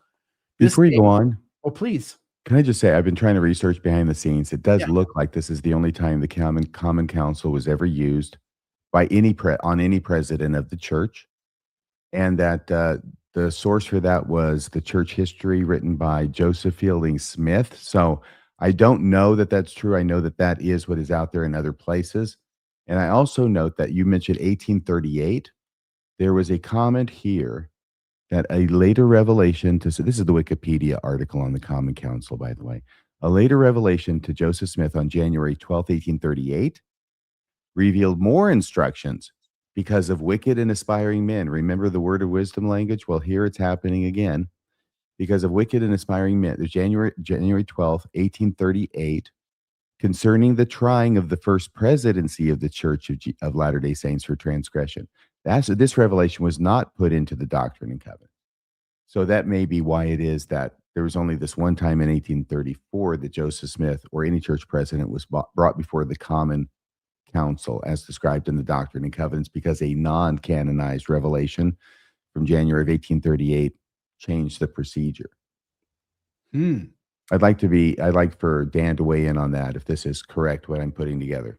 That's interesting. The wicked and aspiring men is interesting too, as Kirtland Safety Society Bank. Again, Joseph steps out as things are going off track, and then there's blame placed on those who were left behind to manage the bank. Mm-hmm. The 116 pages of Lehi, the reason we didn't go ahead and duplicate that was because of wicked, aspiring, or conspiring men. And so that kind of theme or pattern shows up anytime that Joseph says things are going to work out and they don't. Suddenly there's others to blame, and they are certainly wicked and aspiring or conspiring men. It's the introduction to the original church history. I mean, the original church, 1838 church history. It's the raison d'etre for writing it, owing to malicious reports by all these evil men, that all these lies about us. Then I've got to set the record straight, and this is it in the history. Same thing with the treasure digging and him being chased by the treasure diggers because they wanted the gold plates for their own gain. They were wicked and aspiring or conspiring men. I can understand why it is that a recent general authority would say in general conference, give Joseph a break. Yeah, that's always been the message, even if it's Joseph himself asking for the break. Okay, so this is, let me go to the next one here. This is Kirtland, Ohio. People were just always so mean to Joseph Smith. I don't understand why wherever he went, people were mean to him, Bill. Can you explain that? Yeah, he was sleeping with children. I mean, if you ask, I must answer. Kirtland, Ohio, August 28th, 1834. This day, the High Council of the Church of the Latter-day Saints assembled according to the direction of Newell K. Whitney. Again, this is the text of the thing that's about to follow here. Newell K. Whitney, bishop of this church, to try brother Sylvester Smith, who had been charged with a misdemeanor, Sidney Rigdon complainant. The following is a copy of the complaint, and it goes on and on. But basically, the two charges: first, he has refused to submit to the decision of the council of the high priest and elders of this church. That would be the previous documents we showed, where Joseph Smith is exonerated and Sylvester Smith keeps raising his criticisms. He doesn't back off. And so this was in the difficulty between Sylvester and Joe Smith Jr. And second, he continues to charge said Joseph, contrary to the decision of the before mentioned council, with improper conduct in his proceedings as president of the Church of the Latter-day Saints during his journey the past season to the state of Missouri. Anyway, there's that. It goes on and on, but essentially you can see that Sylvester is essentially punished for criticizing the prophet because he doesn't back off once Joseph is exonerated. Sylvester Smith, he's a crazy guy. You'd think Joseph Smith would have spelled his last name wrong or something the way he's acting. Yeah, that's been known to send a person or two out of the faith, so you never know. I guess Joseph Smith kind of knew how to spell his last name already, though. Yeah. Will you take this one? Joseph's military leadership. The most famous moment in Zion's camp is not a battle, it's a storm, followed by a revelation that changes everything. Throughout the march, Joseph blends military command with prophetic authority. He isn't simply saying, I think we should camp here. Many decisions are presented as inspired, like this is the place. He prays before military decisions, announces revelations, and rebukes and, finds white Lamanite bones, and rebukes members for what he describes as a lack of faith. Most bones are white at this point. I'm talking about the Lamanite was originally white in life. As a lack of faith. If a military general gives a questionable order, you can challenge the general. That's where I stuck in that question mark. Because I don't think you get to challenge a general. Not really. But in theory, if you're asked to do something unethical, you do have a process to challenge that. Unethical? Yeah. Okay. Yeah. If God's prophet gives the order, questioning it can become spiritually dangerous. As tensions rise, criticizing Joseph is no longer just criticizing a leader. It increasingly is framed as criticizing God. That's the way it is then. That's the way it is today. In a high-demand religious movement, those two become difficult to separate. That is Doctrine and Covenants, section 1. Whether by mine own voice or the voice of my servants, it is the same. That is the one verse that David Whitmer said that was the worst mistake that Joseph Smith made in introducing that idea into the church, and what he ended up having to ultimately leave over. It's wrong to criticize leaders of the church, even if the criticism is true. All right. So, yes. Then we get the journal history, 1834, 1836. This gives an excellent chronology of the day-to-day events. It records, you mentioned, the Zelf incident. Is this Wilford Woodruff? Do we know? Looks like Woodruff's writing. Here, I'll look it up. I'm sorry. Yeah, please. December 1835. Yeah, so do look that up. But you had mentioned finding the white Indian bones, Lamanite bones, Zelf. The Zelf incident occurs during this march. It talks about that. I'm sure this is Woodruff stuff because he was so good at keeping a great account of things. It records increasing criticism of Joseph, so there were several entries that showed that. Frederick G. Williams was described for this, but Wilford Woodruff did keep detailed records that later contributed heavily to published histories of the camp. Awesome. And others as well wrote journals.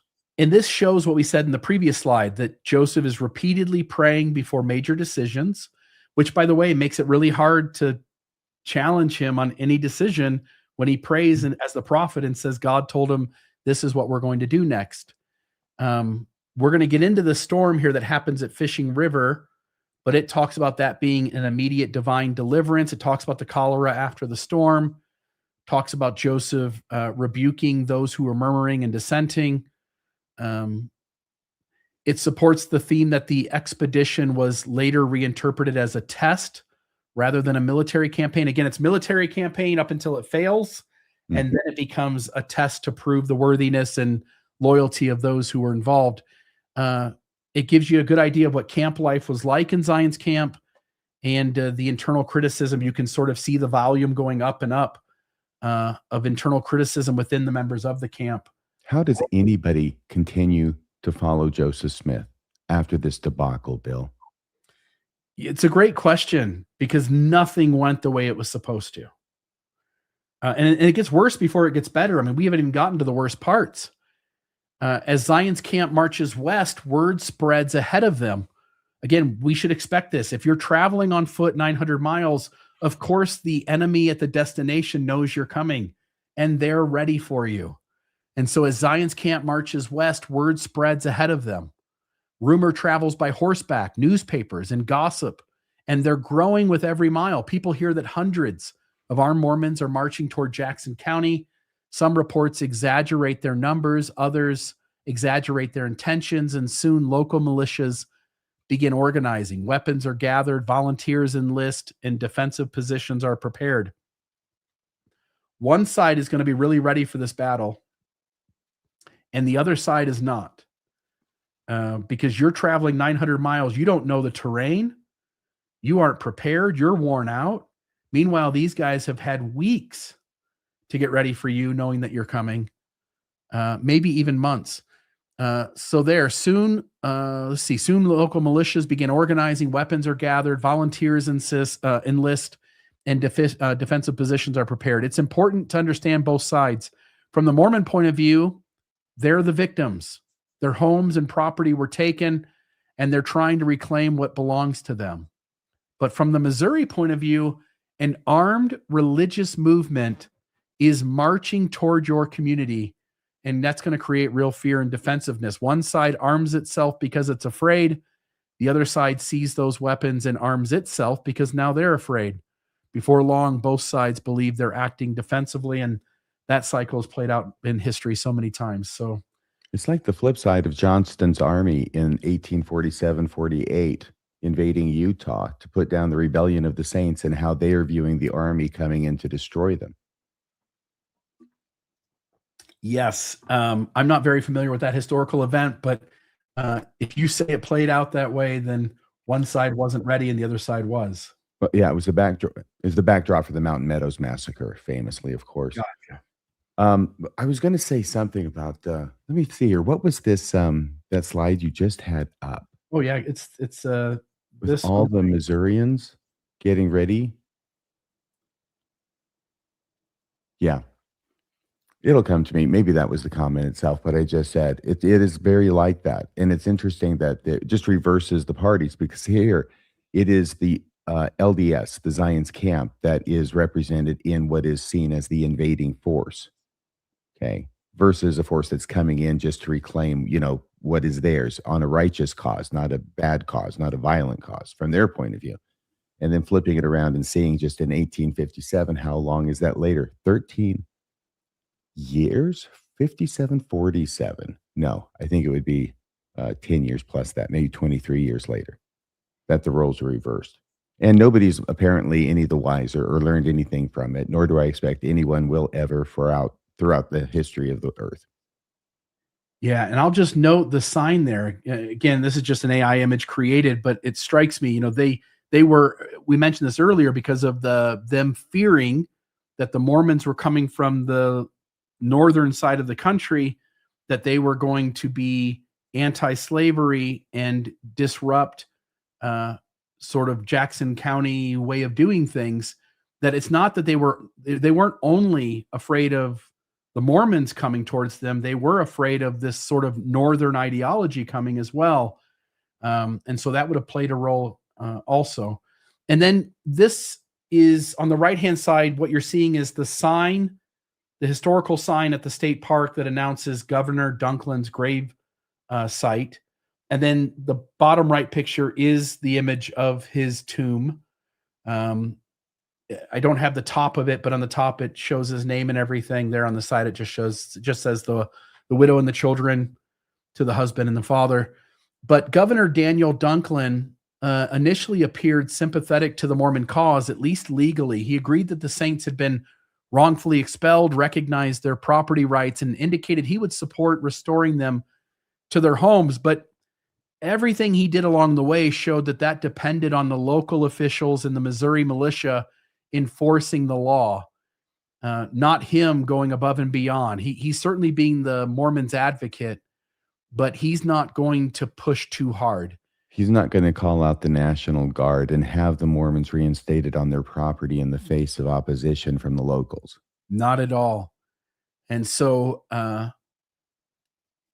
he recognized along the way that it was becoming increasingly difficult to hold out any kind of hope that he would be able to affect any kind of change. And so few were willing, outside of the Mormon group, again, people standing up for the Mormons, few were willing to march into Jackson County to restore the saints and leave armed Mormons living alongside people who so deeply resented them. Again, the original plan was we're going to march to Jackson County. The National Guard or the state militia is going to put the Mormons back in place, and then the Mormons, after they're put back in place, will maintain the peace or maintain their property with the potential threat of violence. And nobody was really wanting to help them do that. I said National Guard, just to use modern terminology. Yeah. Yes, you're right. It was a state militia at the time. The governor was not going to call out in order to have the saints forcibly reinstated. Right. And so Dunklin eventually recognizes this, that even if the law favored the saints, enforcing it was going to ignite a civil war, and he didn't want anything to do with that. And so his position begins to change from I'll help to sorry, I can't do anything. And not because the saints lacked legal claims, but because the political reality had become nearly impossible. And at that moment, the assumptions underlying Joseph's entire expedition are unraveling. And only a few in camp are starting to realize that. Mm-hmm. Yeah, it's like the governor says, I see the justice of your cause. Maybe if you guys will just, hang out here in these adjoining states till things cool down a little, and you just prove that you're just fine people, because you're just across the county line or a couple of county lines. We can all see what you're doing. And, just show us that you can be trusted, okay? Maybe we can work things out. And right at that point, here comes Joseph Smith with 200 armed men. Yeah. And if you thought you were going to get your home back, you sure as hell aren't going to get it now. So it backfired, I think. And again, Smith has to start dealing with the fact that this is not going to go the way he told everybody that God said it would go. Mm-hmm. He's having to now, in his head, figure out what's the backup plan for this. Mm-hmm. And floating a few trial balloons in camp, it sounds like. Yeah. And that makes sense that's how this would have unfolded. So this document here is a resolutions of committee from Lafayette County, Missouri, 23 June 1834. These are the resolutions adopted by the Lafayette County citizens. They show what the Missourians were thinking on their side. It shows that they had fears about this sort of Mormon mob coming into their town, into their county. It showed that they viewed Zion's camp as an armed invasion. It demonstrates that they were organizing collectively to resist the Mormons if necessary, so they were preparing for battle back. It shows that public opinion had hardened against the saints, which is to your point. I think without Zion's camp, my guess is there were a lot more people in Jackson County who feel like the Mormons got screwed. But the moment 200 people show up with guns and swords, my hunch is that most of the citizens of Jackson County began to have their opinions sway to see the Mormons as a mob inciting violence. And of course, the rumors are of much larger numbers. Even the published reports are of much larger numbers. And same with both directions, by the way. The Mormons are being told, and we'll get to this, but the Mormons are being told that there's 400 people on the Missouri side of things. And so also Joseph would have had to have recognized, like, our force of 200 showing up to a place where 400 people are prepared for battle and have taken defensive positions and have had time to work out their plan. This isn't going to go well. They've got the high ground. Yeah, they do. They've got the high ground. So this shows by late June 1834, the likelihood of peacefully restoring the saints had essentially collapsed. And so Joseph has to deal with everything he's given the saints that God said is not going to happen. And he's going to need some sort of backup plan. Do you want to take this one? The Fishing River Confrontation, June 19th, 1834. Things come to a head. After weeks of marching, Zion's camp reaches the Fishing River. That's the name of it. In Missouri, tension is high. Scouts are moving. Everyone knows armed Missourians are nearby. Then 5 armed men ride into camp. By the way, this is the history of the church's side of things. 5 armed men ride into camp and reportedly warn, "You'll see hell before morning." They claim a much larger force is gathering. Some accounts say 400 men. Others give different numbers. Whatever the exact figure, everyone expects a confrontation. After weeks of marching, they finally believe the moment to redeem Zion has arrived. Some are terrified. Others are eager. This is what they've been preparing for. They've got God on their side. He will fight for them. Joseph Smith has promised it. But Joseph does not order an attack. Despite reports of gunfire in the distance, he doesn't organize an assault. Instead, he reportedly tells the camp, "Stand still and see the salvation of God." The language echoes Moses at the Red Sea. Once again, Joseph frames their experience through biblical imagery.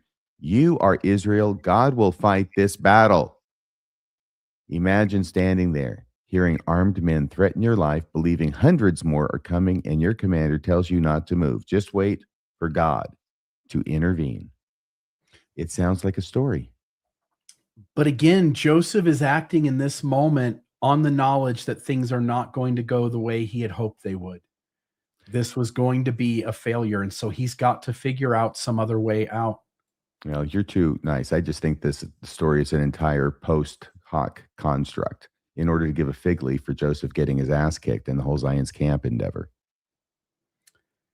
Yeah, and the story unfolds a certain way, but we can't know what we don't know. In other words, there's nothing stopping Joseph from having communication with the other side, like, "Hey, we don't intend to fight you guys," or whatever. You never know what goes on behind the scenes. All we know is that the believers in Zion's camp, after the fact, perceived what's about to happen next as a miracle, and that Joseph is suggesting that something is going to happen. Mm-hmm. All right. So with that, go ahead. Oh, the miraculous storm. This is yours, right? Yep. Then something extraordinary happens. Dark clouds roll in almost out of nowhere. The weather explodes with rain, lightning, thunder, hail, and powerful winds. The fishing river rises rapidly. Roads become nearly impassable. This never happened, Bill. Yeah. Well, it's sprinkled. I think it's sprinkled, RFM. It didn't even sprinkle. The weather was fine. I think dark clouds gathered. There might have been a moisture. You might have noticed a drip or two. Oh my gosh.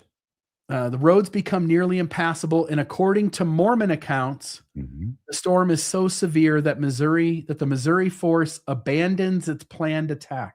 So they didn't do something that we didn't know they were going to do. And because they didn't do it, we don't know if they were really going to do it in the first place. And when the storm is over, you're the Mormons, you can't go anywhere in the midst of this anyway. And the other side is sort of waiting for the weather to clear. So all you did was kick the event down the can down the street a day or two. But But the hailstones, they were so big, didn't some of them kill the Missourians where they were lying in wait to ambush? I see no record of that. But you've heard the story. I see no evidence that anyone died from hail falling from the sky. Well, there's no evidence that Joseph Smith saw God in Jesus, except he said so. But that itself is evidence, one must admit. Yeah, so if you want to believe the believer's story on this, I guess that's up to each of you. From a more naturalistic perspective, Joseph may have recognized that attacking was tactically unwise, and while the storm's remarkable timing led participants to see God's hand in their deliverance, this also as a story, as the story was retold, that interpretation became an enduring part of the Zion Camp narrative. So the storm does have this remarkable timing if there was a storm. And I think there's room here for the believers to go like, that was a miracle. And You know something? Yeah, except nobody even died. You're right. Apparently, I've heard this faith-promoting rumor, and it's such a faith-promoting rumor, it doesn't even have a document to back it up. It's fully rumor. And this is from a BYU Religious Studies Center article called Zion's Camp: A Study in Obedience Then and Now. So apparently there are no historical references to anybody dying from getting hit in the head by a hailstone. So what the hell's God's doing? I thought at least he was killing a few of them with hailstones. Apparently his eyesight is still bad and his aim is still off. no one died in the storm. It rained for a little while. And like I said, that may have postponed a fight or a battle, but it wouldn't have just called everything off. That doesn't make any sense at all. See, this is why this is such a dumb story, Bill, okay? And it's so obviously made up after the fact in order to explain why it is that God didn't do what the hell he said he was going to do and beat the hell out of the Missourians on behalf of the Mormons and reinstate them. Okay? So we have a story made up after the fact that God could have done it if he'd wanted to do it, because look what he did at Fishing River. He even didn't kill anybody with hailstones. At least the argument held together a little bit better with people being killed with hailstones. But, this happened, so God was on our side, even though we come back to Ohio with our collective tail between our legs. God was on our side, but as soon as you tell the story, what you're showing is that God could have done what he said he would do, except he didn't, because why? He's a liar.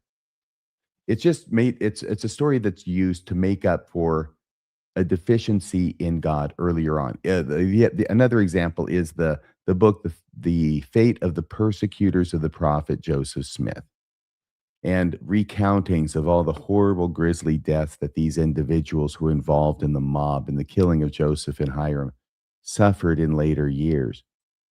This is another type of fig leaf, right?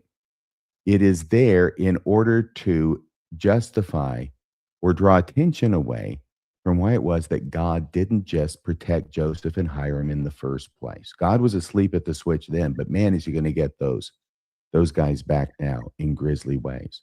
So you can see when you look at it that way, this is just a fig leaf for God, really, to explain why it is he wasn't protecting Joseph Smith when he should have been. So all he is left with is revenge after the fact. And so here's another fig leaf in the sense that God could not do did not do what it is he promised to do, which is fight the battles for Zion's camp and restore the saints. And therefore, his fig leaf is that he made a storm happen. Yeah. And in part, what you're talking about, Vogel's saying minor miracle to rescue the failure of a larger one. There you go. And then let's see here. What was the other one here? Scary high winds. Sure. But again, that just postpones the event. So such a strange thing anyway. So I'll just note that. Okay. Now I'll put this up, take that down. This was from June 21st. This was an 1834 declaration. Again, Joseph knows from Dunklin that things are not going to go the way they had planned for. They are marching into Jackson County. They are hoping to take their lands back, but they, at this point, at least Joseph and a few others know that this isn't going to work. And so in this June 21st, 1834 declaration, this comes just before D&C 105 and just before the cholera outbreak. And you can see in this, things have changed. Joseph, in this document, is publicly declaring that Zion's camp has no intention of attacking or violating the law. That's not what people believed they were going to do. They believed they were going to take their lands back at all cost, and that the law wasn't protecting them, and hence they had to take the law into their own hands. It stated that the camp's purpose was to support the lawful restoration of the saints' property, not to wage offensive war. It shows that Joseph was keenly aware of public perception and that he attempted to calm the fears of those in the camp and others before the crisis happened. It shows the contrast between public declarations of peaceful intent in the militaristic language of D&C 103 that we showed earlier. It shows that Joseph wants to avoid bloodshed if possible, but by this point, he would clearly know that it's probably his blood and the blood of his men that's going to be spilt if it does come down to violence. Joseph already knew the political situation had become precarious. That's also indicated in this letter. And the declaration is issued the day before D&C 105, and that's when we get a complete turnaround in what God's message is around Zion's camp for these people. Any thoughts here? This whole thing about the hailstones is bothering me now, because I must have heard it. I thought it had happened in terms of, I thought it had been said in relation to this story, which I still think is a post hoc creation. But now that I see that it wasn't, I start thinking, okay, well, somewhere along the way, somebody thought that this would be a good addition to the story. This would make the story better in some way.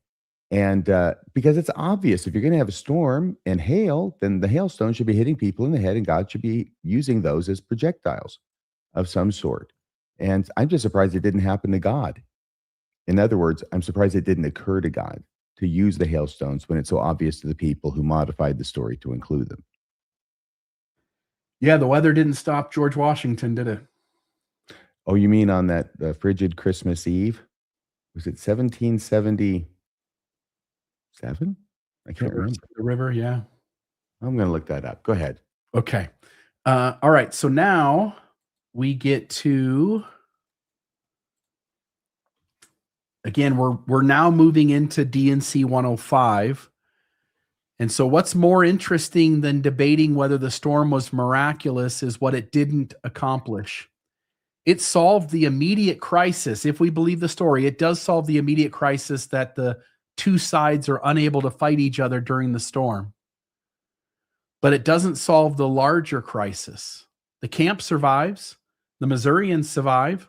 No battle takes place. Zion still isn't redeemed. Jackson County is still lost. And so now what? The Revelation hadn't said survive a thunderstorm. It said redeem Zion. And here the story takes an unexpected turn. After weeks of sacrifice, in nearly 900 miles of marching, Joseph receives another revelation on June 22nd, 1834. And instead of saying, now go reclaim Jackson County, God says, turn around and go home. After all of that, go home. Wow. What a trip back that must have been. By the way, it wasn't 1707, it was 1776, the same year as the signing of the Declaration of Independence, which means the 250th anniversary of it will be this Christmas. Not this Christmas Eve, but Christmas night, as it turned out. Yeah. Joseph has to do a thing here, right? So God has laid out in multiple revelations that Jackson County, Missouri belongs to the saints. It's the site of the New Jerusalem. It's where Jesus will come back. And now Joseph has abandoned that mission. And so now he has to place the blame somewhere. And so this is where we get to D&C 105 and the blame game. The ghost protocol. Yeah. So will you read the red, and you can read the whole verse for that section. For that, you can read the whole verse of anything that's underlined if you want to. But this will, when I read this preparing for tonight's conversation, I was stunned by how many times God blames the saints for this failing. Yeah, he wants to make sure they get the picture. He wants to make sure they understand none of this was my fault, guys. I'm just going to try the red lines and see how this goes. You who have assembled yourselves together, that you may learn my will concerning the redemption of mine afflicted people, were it not for the transgressions of my people, and I'm looking at you, they might have been redeemed even now. Did you want to say a little bit about that? I know you do in later slides, because God's saying if you guys had behaved yourselves, they would already be returned to their lands in Zion already. This Zion's camp endeavor, I God designed this to succeed. I had already laid out, I had a plan in my head about how this was all going to go, and you guys were going to win. And you were going to take back your land, take back your homes, and you were going to declare victory. But because of your transgressions, that didn't happen. But behold, they have not learned to be obedient to the things which I required at their hands. And I'm going to make up a bunch of stuff and nothing detailed here, but I'm still going to blame you for doing it anyway. But are full of all manner of evil, and do not impart of their substance as becometh saints to the poor and afflicted among them. Okay, so you need to donate more to the bishop, apparently. And are not united according to the union required by the law of the celestial kingdom, which we know is the united order. And Zion, 6. And my people must needs be chastened. Okay, so you guys are going to get a whooping. I speak not concerning those who are appointed to lead my people, because Joseph Smith is A-OK by me. Don't be blaming him. This is your fault, not his. I speak not concerning those who are appointed to lead my people, who are the first elders of my church. So Joseph is cool and Oliver too. For they are not all under this condemnation. There are many who will say, where is their God? Behold, he will deliver them in time of trouble. Otherwise, we will not go up unto Zion, and will keep our monies. Therefore, in consequence of the transgression of my people, it is expedient in me that mine elders should wait for a little season for the redemption of Zion. So now it gets put into the heap of things that are never going to happen, which are described as they'll happen after a little season.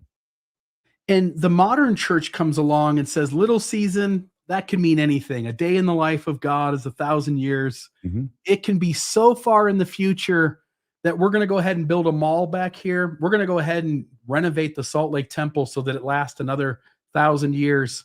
Mm-hmm. And we're just gonna plan on being in Salt Lake City for a long time. Which we are sub silentio going to redesignate as Zion. Yes.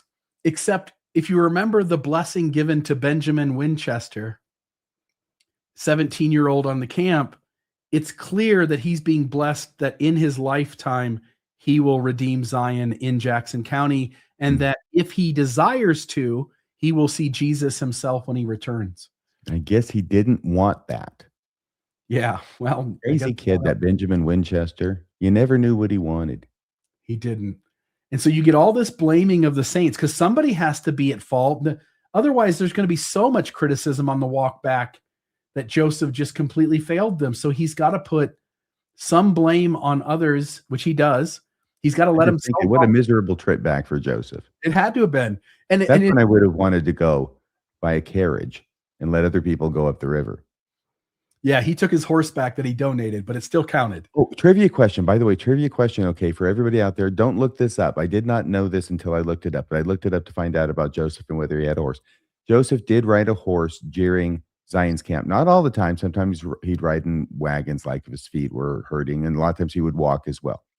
He purchased a horse during Zion's camp, which he rode from time to time. What was the name of the horse? Without looking. And Dan Vogel, do you happen to know this? I had no idea. Obviously, I just learned it. I Googled it. But this is a case of rules for me, but not for thee. You don't get to Google this to get credit for it, okay? Had you ever heard this, Bill? No. I mean, I knew stories of Joseph Smith involving horses. Ooh, really? The horse that he sold to free the man who had been arrested for theft or something. There's a couple of good stories out there about Joseph Smith that involve horses, but I'm not aware of any that involve Zion's camp. Okay, well, we'll let people do the live chat, and hopefully We'll take your word for it with if you say you have.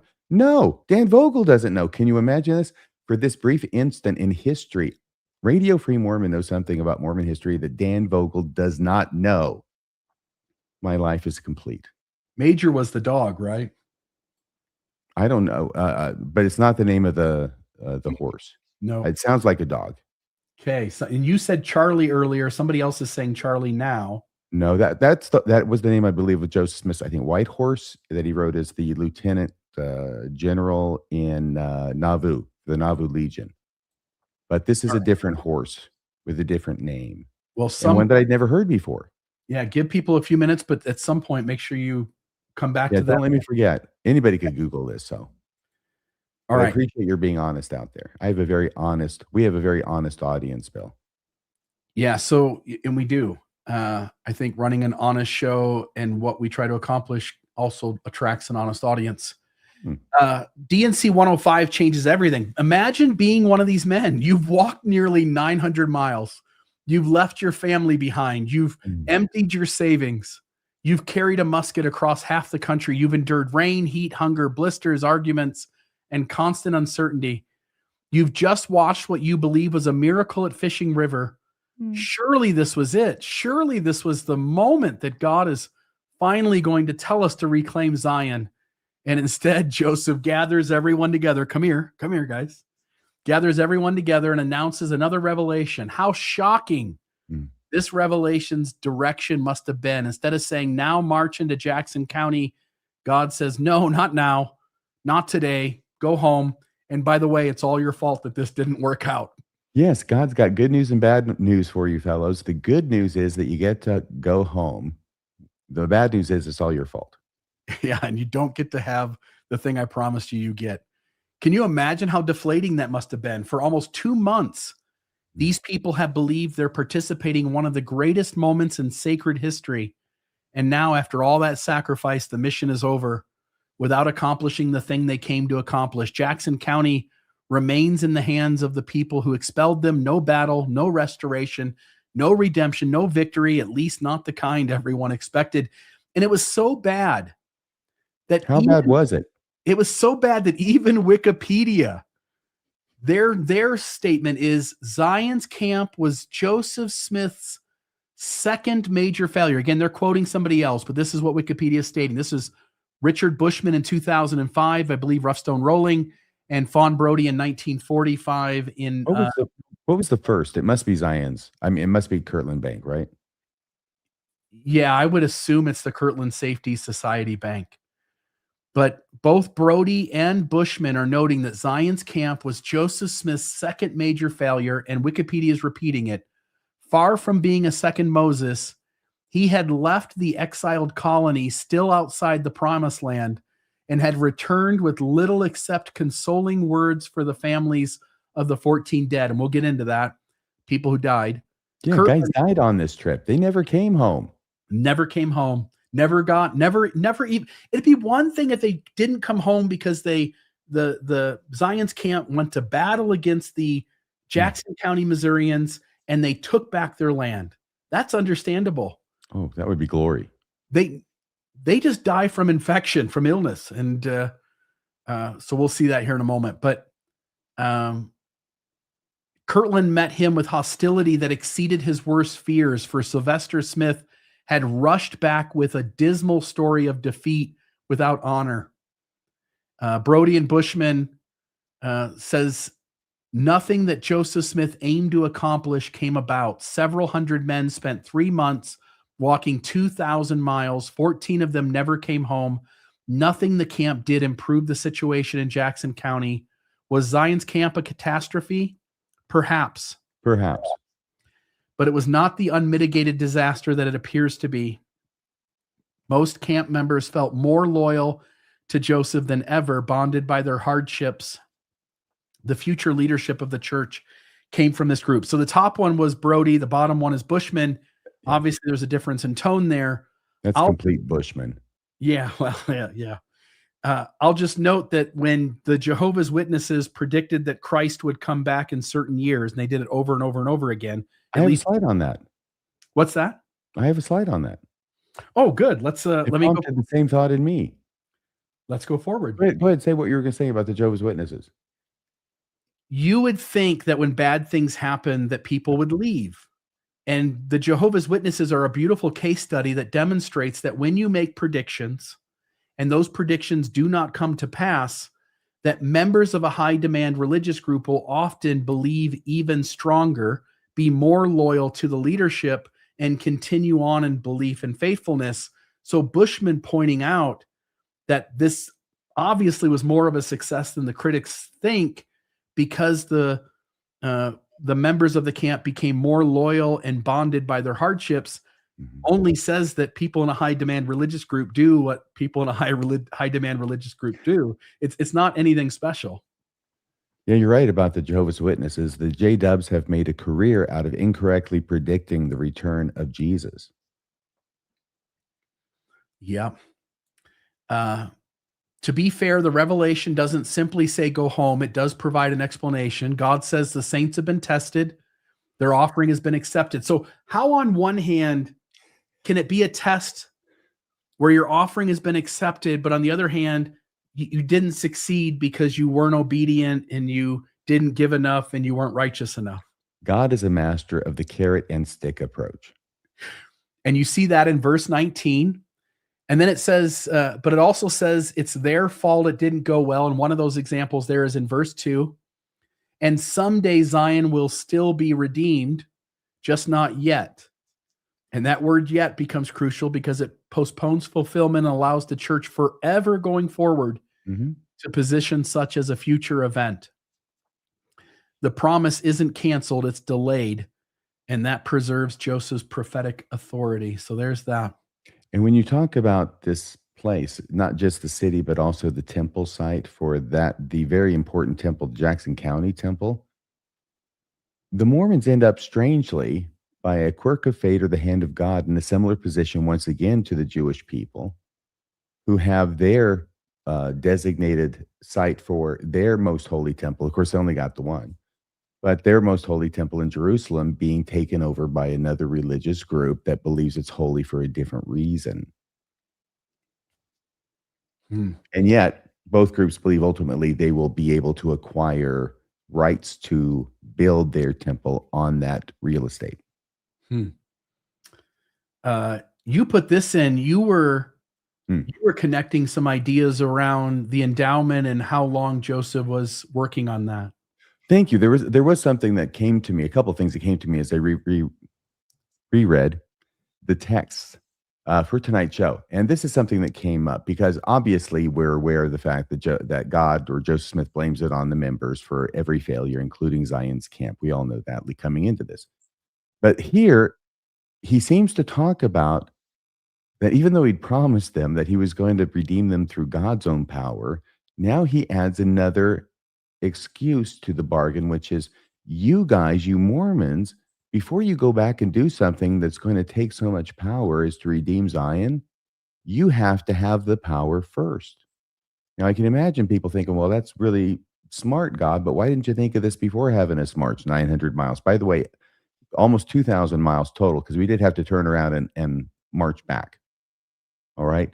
So why didn't you say this? This is obviously an excuse. And yet it may be, and Dan, I'd be interested in hearing your thoughts about this. This may be a part of the genesis for the temple endowment, because we all know that that's short for the endowment of power. Well, what's the power that's needed? Well, today we talk about power for righteous living, but here it seems to be talking about power to do militaristically powerful things like go back and take property that belongs to you against the will of the government in Missouri. So here's 105, verse 9. Therefore, in consequence of the transgressions of my people, it's your fault. It is expedient in me that mine elders should wait for a little season. There's that little season. You just read that, didn't you, Bill? For the redemption of Zion. Well, it's been almost a 200-year-long little season as of now, 2026, since this happened in 1834. That they themselves may be prepared. Let me go down to 11. And this cannot be brought to pass. Actually, I'm going to have to read 10. Can you read verse 10, Bill? That they themselves may be prepared and that my people may be taught more perfectly and have experience and know more perfectly concerning their duty and the things which I require at their hands. So for context, that was essential. And this cannot be brought to pass. So the little season will be over, but during that time, the elders have to wait and have to do stuff while they're waiting in order to make them able to possess the land ultimately. And this cannot be brought to pass until mine elders are endowed with power from on high. That is the key verse, I think, here, that connection between the endowment and the power and the redeeming of Zion. For behold, I have prepared a great endowment. This isn't just your average kind of endowment, Bill.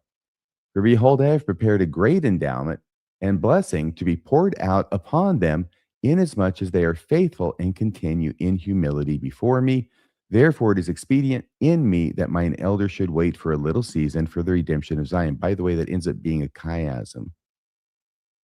So you can tell not only is it true, but it was written by ancient Hebrews. And then God concludes in verse 14, for behold, I do not require at their hands to fight the battles of Zion. So what the hell do they need this power for, God? Even in the same revelation, I'm not understanding. For behold, I do not require at their hands to fight the battles of Zion. For as I said in a former commandment, even so will I fulfill, I will fight your battles. Now, I know I just got done promising I would fight your battles, and then I was absent and told you, well, just turn around and go home because I'm not going to fight your battle for you anymore. But after a little season, you can trust me, this time I'm really going to fight your battles for you. It's a strange thing that they need this power to reclaim Zion, but they were sent out in the first place without this power to reclaim Zion. Mm-hmm. And this is a little bit like the historical view of Christianity, which is that Jesus came to be the Messiah and was thought to be the Messiah, except he got crucified, because the Messiah is supposed to be a political, religious figure who comes and overthrows the Roman rulers or whoever's ruling over Israel at the time. Overthrow the Roman rulers and establish Israel as an independent nation once again, and then sit and rule and reign upon the throne of David forever. So the Messiah doesn't die in the tradition of the Messiah amongst the Jewish people, but Jesus did die. And so things had to change. And obviously we were wrong about what we believed first and what we believed God had said first about what the Messiah would be, at least those who continued to believe in Jesus as the Messiah. And then his mission was radically altered to be something different than it was originally. And ultimately, what it comes down to being, if you compare the book of Revelation with what Jesus is said to have done in the Gospels, Jesus died, was resurrected. He's going to come back soon to do all the things that he was supposed to do the first time. I think that's the Christian message as I understand it from the Bible. And I see the similar thing here, which is, yeah, you thought this was going to happen. Well, it didn't. Oops. Bad surprise. And it was your fault, but we understand it's a bad surprise. But that's okay. After a little season, we're going to do this again. You'll get power from on high so that you can do it, but you won't even need to use it because I'm going to fight your battles for you the next time. Really, for sure. I'll do it next time. If you were at the head of the church, you've got more money. It's unfathomable how much money you have. You've got whatever, $250 to $350 billion. You're the head of the church, and you really believe D&C 105, 103, 101, D&C 54. You really believe that. Wouldn't you be buying all the land in Missouri every time a house goes for sale, every time wouldn't you be preparing that place for you to be able to take it back over as soon as possible? I would. I don't know if they're really that interested anymore, if they really feel that connected. But once again, you prefaced it by saying, if you really believe this, yes. And I think that it's at the end of section 105. As I said, I read them all. I don't have a slide for everything. Is where I see Joseph Smith learning the lesson of Zion's camp, which is don't try and negotiate a settlement where you need the cooperation of the government, who's basing it upon the cooperation of the people by bringing in an armed, militia to take things back by force. That's probably not a good idea. So later on, and I think it's in this section where he talks about, okay, we're going to change plans, and just a couple of you will go in and settle here and there and buy up lands kind of on the sly. So we're not raising the concerns of people and being obvious about what we're doing. And then once we've got all the land together, then we can come out and say, hello, we're the Mormons, we're here. And then presumably get kicked out of Jackson County again, because that's what happened the first time. Yeah, and that's my point, that the LDS Church seems to not believe this to the extent that they remodeled. They care so much about downtown Salt Lake, the City Creek Mall. They spend their money in certain places, but what doesn't seem to be a priority is gathering in all of Jackson County. For whatever reason, they don't really care about doing that anymore. It's just an idea that has no emphasis any longer. At least 50 years ago, I can tell you that, yes, that is an obvious thing that we would think would obviously be a concern. If we get up this high in the Doctrine and Covenants in the sections, we're over 100, we're reading the stuff and we're understanding it, and we're studying church history, and we're thinking that the leaders of the church actually still believe this. This is what has led to this faith-promoting industry about Jackson County and how the church is surreptitiously buying up property all around the county. And ultimately, they're going to own it all. And then once they've got it all, the announcement will be made, the community will be created, the city will be built. Yeah, they have enough money to do it. Yeah, and let me know out there if you've heard these kind of rumors. And this is way back before they even started the EPA, before they had the money they had today. But it's a natural thought, isn't it? It's a natural thought that the leaders who are prophets, seers, and revelators in the line and vein and lineage of Joseph Smith, through whom these came, that they would believe this and still be planning on going back to Jackson County, because God said that Zion shall not be moved. And if you're not going to take it by violence, and here God is saying you don't need to do that, I'm God, I can come up with my own cool way of doing it. Having your church become the wealthiest institution in the world, essentially, and have the means to buy the entire county back, and then not to make any effort to do so, seems to also negate room for God to do it in some interesting way that seems like a church becoming extremely wealthy and having the resources to buy the county one house at a time, one land lot at a time. That'd be quite an interesting way for God to accomplish this and not need to use violence. Sort of how the church is not using its largesse in order to litigate for the right to participate in plural marriages. Right. They should be fighting that too if they truly believe that John Taylor was visited by Jesus. The Mormons of 1890 would be all over that. Yeah, they wish they had that money available. Mm-hmm.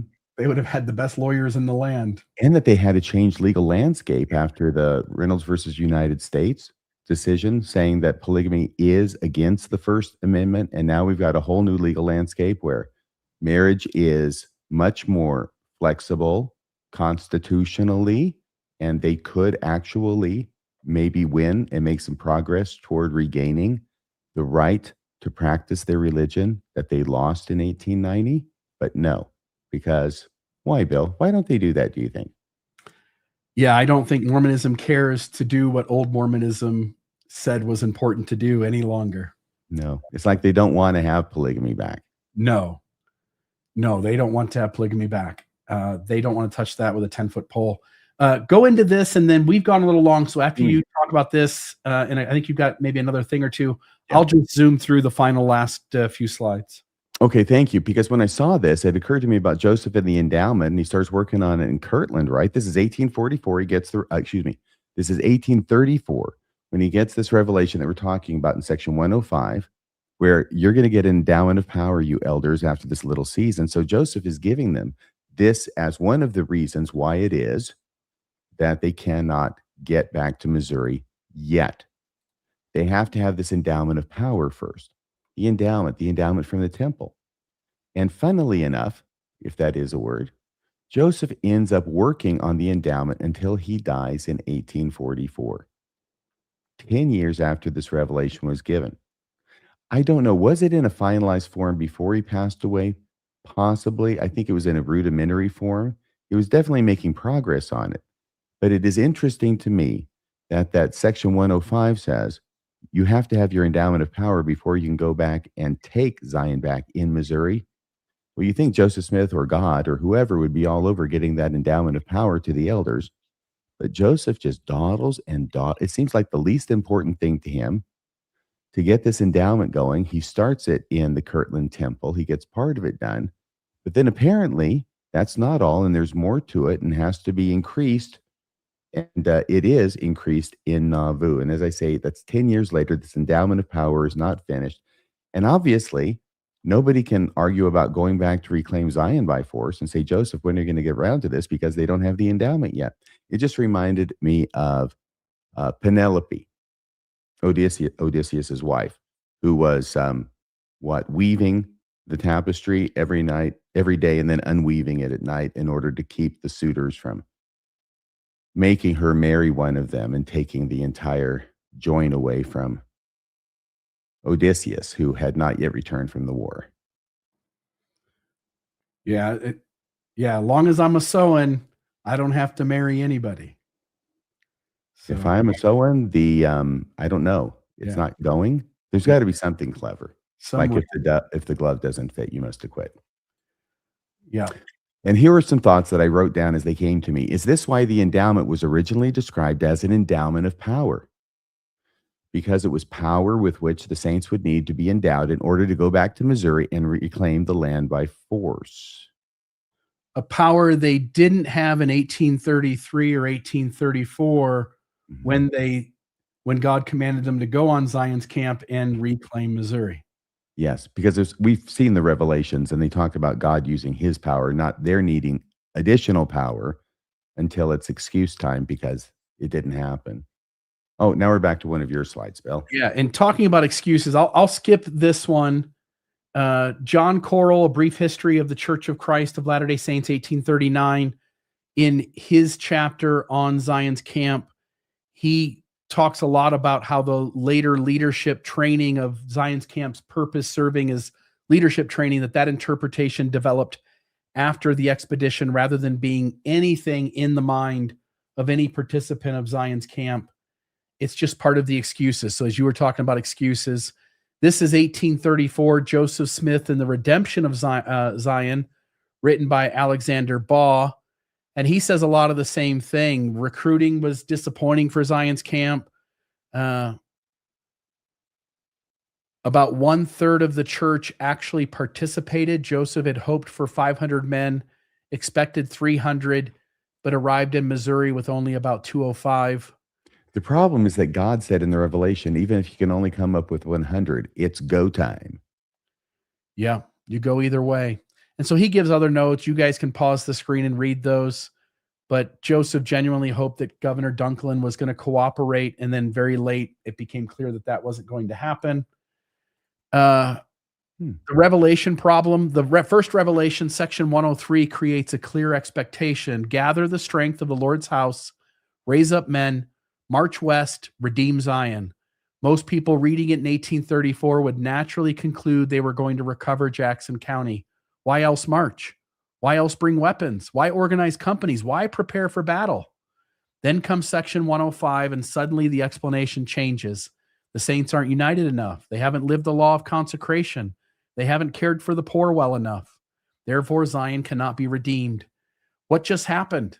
The prophecy doesn't fail. The people do. That's the move that preserves the revelation. Instead of asking, was the prophecy mistaken? The question becomes, why weren't the saints righteous enough? This pattern appears repeatedly in Mormon history, and on the right-hand side, I list a bunch of other moments in church history where our interpretation changes from what the church and its leaders originally said around those issues because things don't add up, and the same thing happens here for Zion's camp. So folks can pause that and look at those. You've got this one. I can't hear you. That made me think of my good friend, Brad Wilcox. So I wrote this as a pair of questions for him to rhetorically ask his audience. Could you read these, Bill, in Brad Wilcox's voice?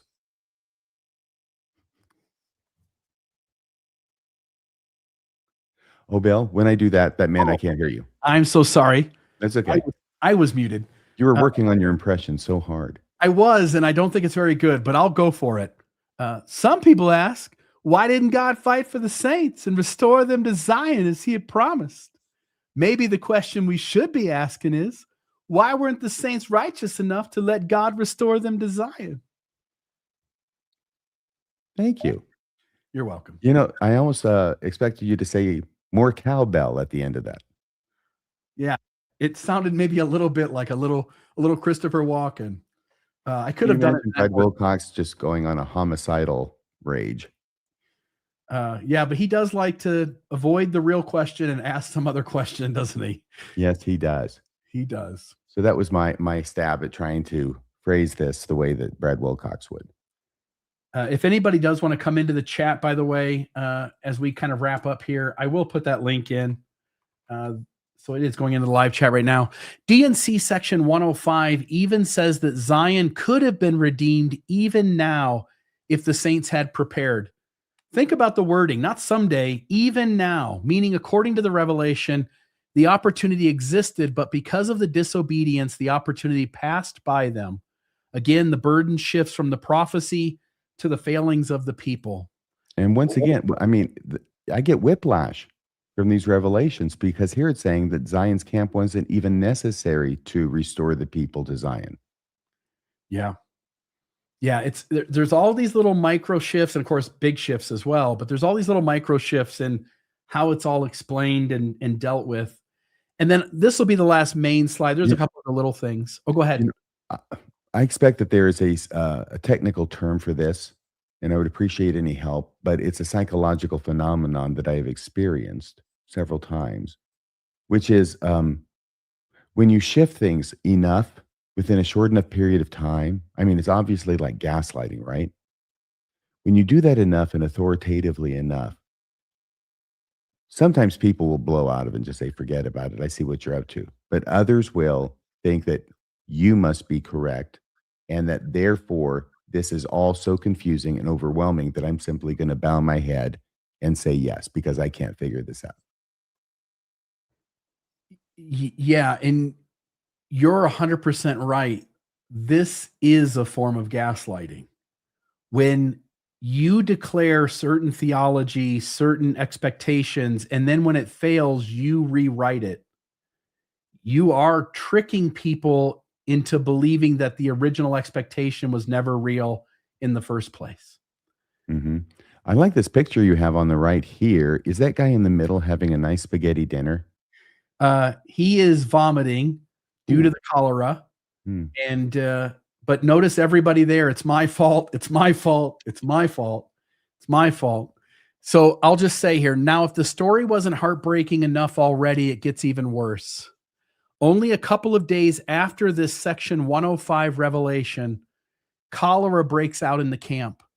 Today we understand cholera. It's caused by contaminated water, which they were drinking all along the way with the wigglers. That should have been section 89. Yeah, it should have been in section 89. Don't drink stale water. It was like the year before. God could have told him. He could have. He didn't. Nobody in 1834 understood where cholera came from, at least not to the extent that science would soon show up and explain. Including God, apparently. Yeah, to them it arrived almost like a curse. People who had survived the march, who thought the danger was finally over, suddenly became violently ill. Imagine the panic. 1 minute someone is walking beside you. A few hours later, they're vomiting, writhing in pain, severely dehydrated, barely able to speak, and then they're dead. Joseph becomes sick. Hiram becomes sick. Several church leaders become desperately ill. People begin dying one after the other. In total, 13 members of Zion's camp die. I think one more dies maybe on the way back home. And then two additional Missouri, I think I put saints there, but I don't think that's accurate. I think it's two other additional Missourians also died during the outbreak. And so it ends up being 15 lives in total. maybe 16 with the person who died on the way home. These people didn't die fighting for Zion. They didn't die reclaiming Jackson County. They died after being told it was their fault that this mission failed. That to me is devastating. Imagine trying to explain that. Why did my husband die? Why did my son die? Those are difficult questions with abusive answers being told to them. And I'll just note, it continues to this day in the church's Church History in the Fullness of Time student manual. It says, I said, again, this is Joseph Smith, I said the Lord had revealed to me that a scourge would come upon the camp in consequence of the fractious and unruly spirits that appeared among them, and they should die like sheep with the rot. Still, if they would repent and humble themselves before the Lord, the scourge in great measure might be turned away. This feels so after the fact, doesn't it? Of course it is. You're absolutely right. This is the same feeling that I have. This never happened. These words were never stated until after it had happened, and it sounded much more dramatic and convincing to have it stated beforehand. And then you have the church coming in and going, this sad prophecy would be fulfilled within a few weeks. So you have the modern LDS church acknowledging that everybody who dies of cholera in Zion's camp did so because of their wickedness, rather than acknowledging that cholera is caused by stagnant water and has nothing to do with a curse from God. That's true. And actually, I'm more inclined now, after you completed that reading, to think that something like that may have been said by Joseph Smith, because it was weeks later that this happened. So in other words, you can make this a kind of a generic kind of prophecy. If prophecy it was, something bad happens, and now this is a fulfillment of your prophecy.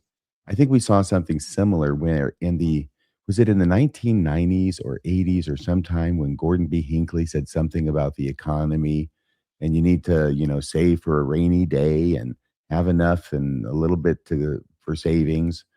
And 20, 25 years, whatever it was, 2008, was that when it was when there was the real estate crash and all that stuff happened? They were always looking at back 25 years and saying that Gordon B. Hinckley, he sure was a prophet. Yes. And so Smith saying something several weeks before could have been magically fulfilled in lots of ways, including him creating some sort of hardship on the way home. Yeah, if you guys don't get your acts together, God is going to smite you. Yeah, and then anytime anybody in the group has a hard day or two, suddenly that becomes the scourge.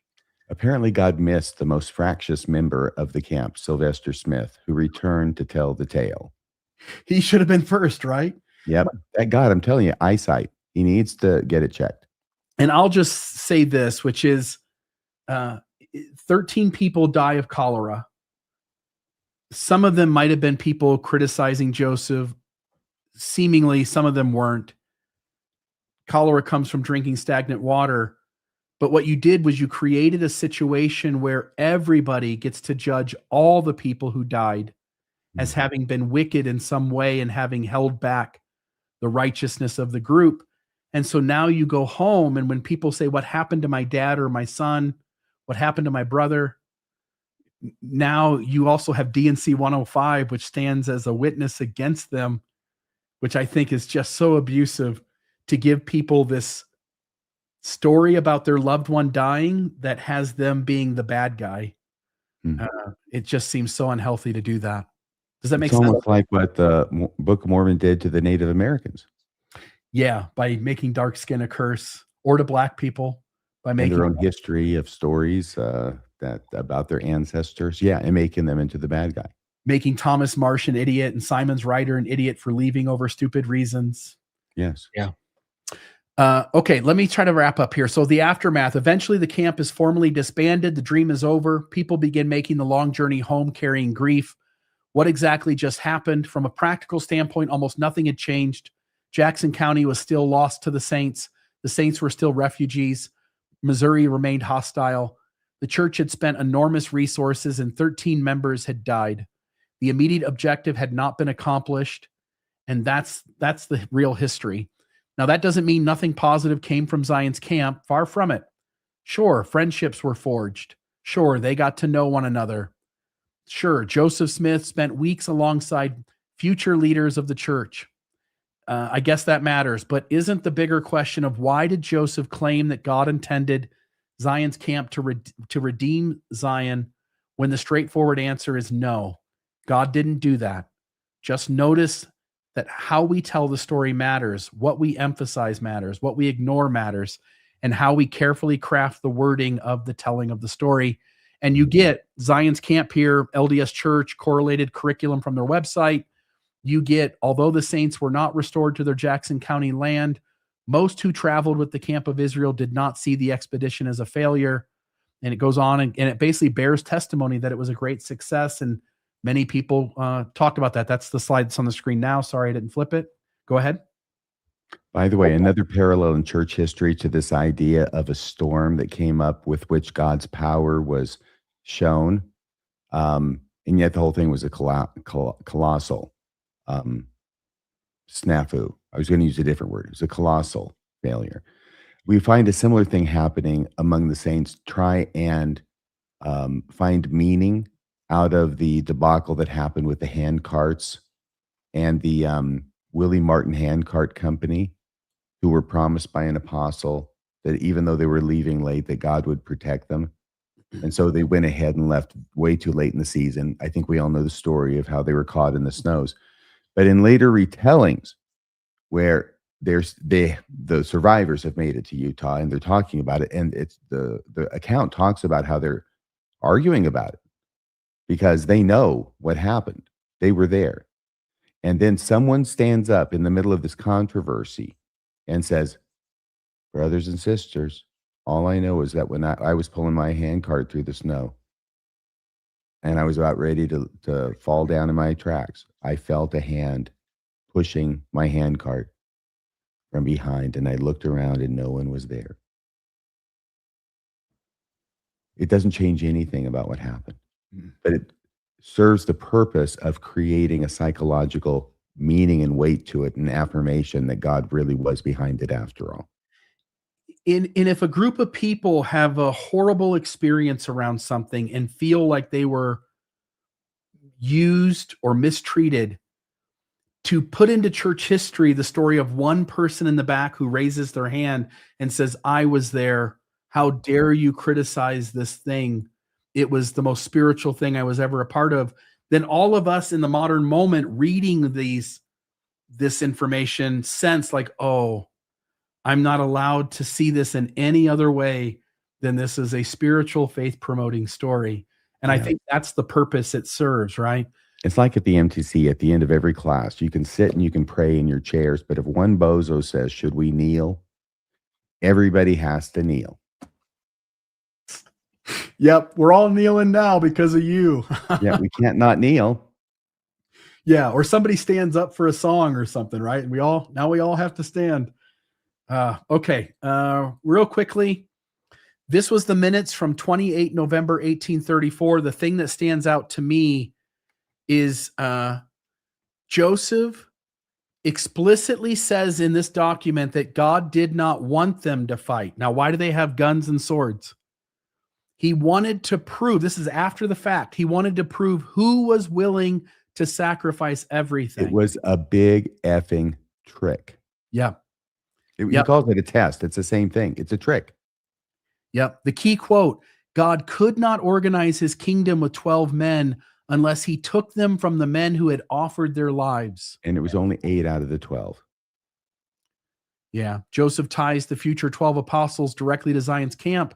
But that makes sense to me. If I had this moment where we spend so much time doing a difficult thing, the ones who didn't bicker, the ones who did it loyally, faithfully, I'm like, oh, those are the ones that won't ever question me. Those are the ones who will do whatever I ask them to do. So of course I'm picking them. Participants are told their willingness, not their military success, fulfilled God's purpose. So again, it's just a complete reinterpretation of what happened. There, I'm just noting the pattern. Again, just a reinterpretation. The fault was always somebody else. It's always something else. It's never Joseph Smith. The treasure quests never succeed.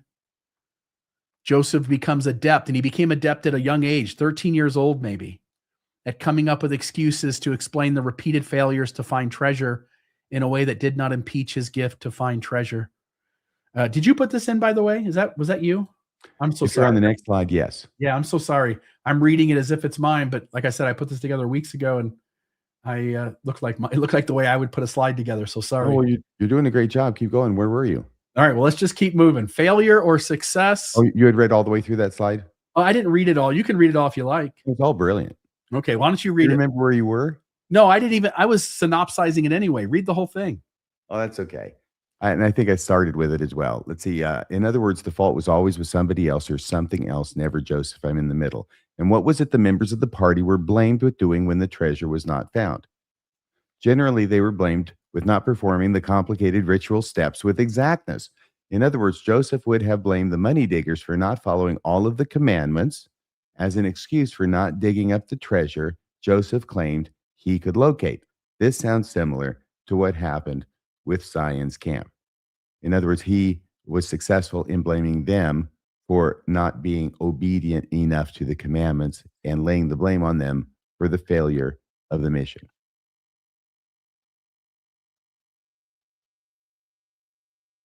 And then this is me just noting the pattern. I'll just read a couple of these. History often gets rewritten through the lens of how things later turn out, with a focus on later positives. When something works out, we naturally reinterpret earlier events to make them seem inevitable. Joseph later indicates that Zion would still eventually be redeemed, and at one point even appears to connect the expectation to 1836. Well, 1836 comes and goes. Jackson County still isn't redeemed. The saints never return, and eventually the church itself is driven out of Missouri entirely. So the delay becomes a much longer delay, and eventually it becomes an open-ended future event that never really needs to happen. And that's not unique to Mormonism. That happens in all kinds of religions, but that's a pattern that shows up in Mormonism over and over and over again. You and I talked about Jehovah's Witnesses, 1914, that generation that will not pass away. Because after Jesus didn't come, then it became everybody who was alive in 1914. That generation would not pass away until Jesus came. You'll note the date of this watchtower with this title is May 15th, 1984, when this is probably all the people who were alive from the generation of 1914. I got news for you. I don't think there's any more people in the picture in 2016.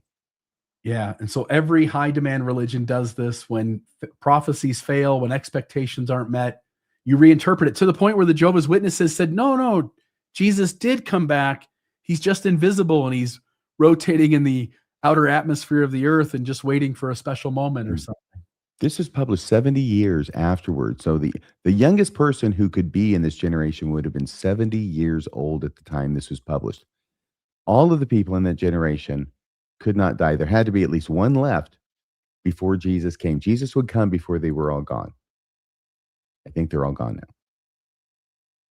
All gone. Okay. The leadership pipeline, we've talked about that at length. I don't think we need to spend a ton of time on that. I'm just glossing over to see if there's anything. Again, this was an interpretation about the purpose of Zion's camp that was created after the whole thing failed. So there's that. I will read this, though. This is my last slide.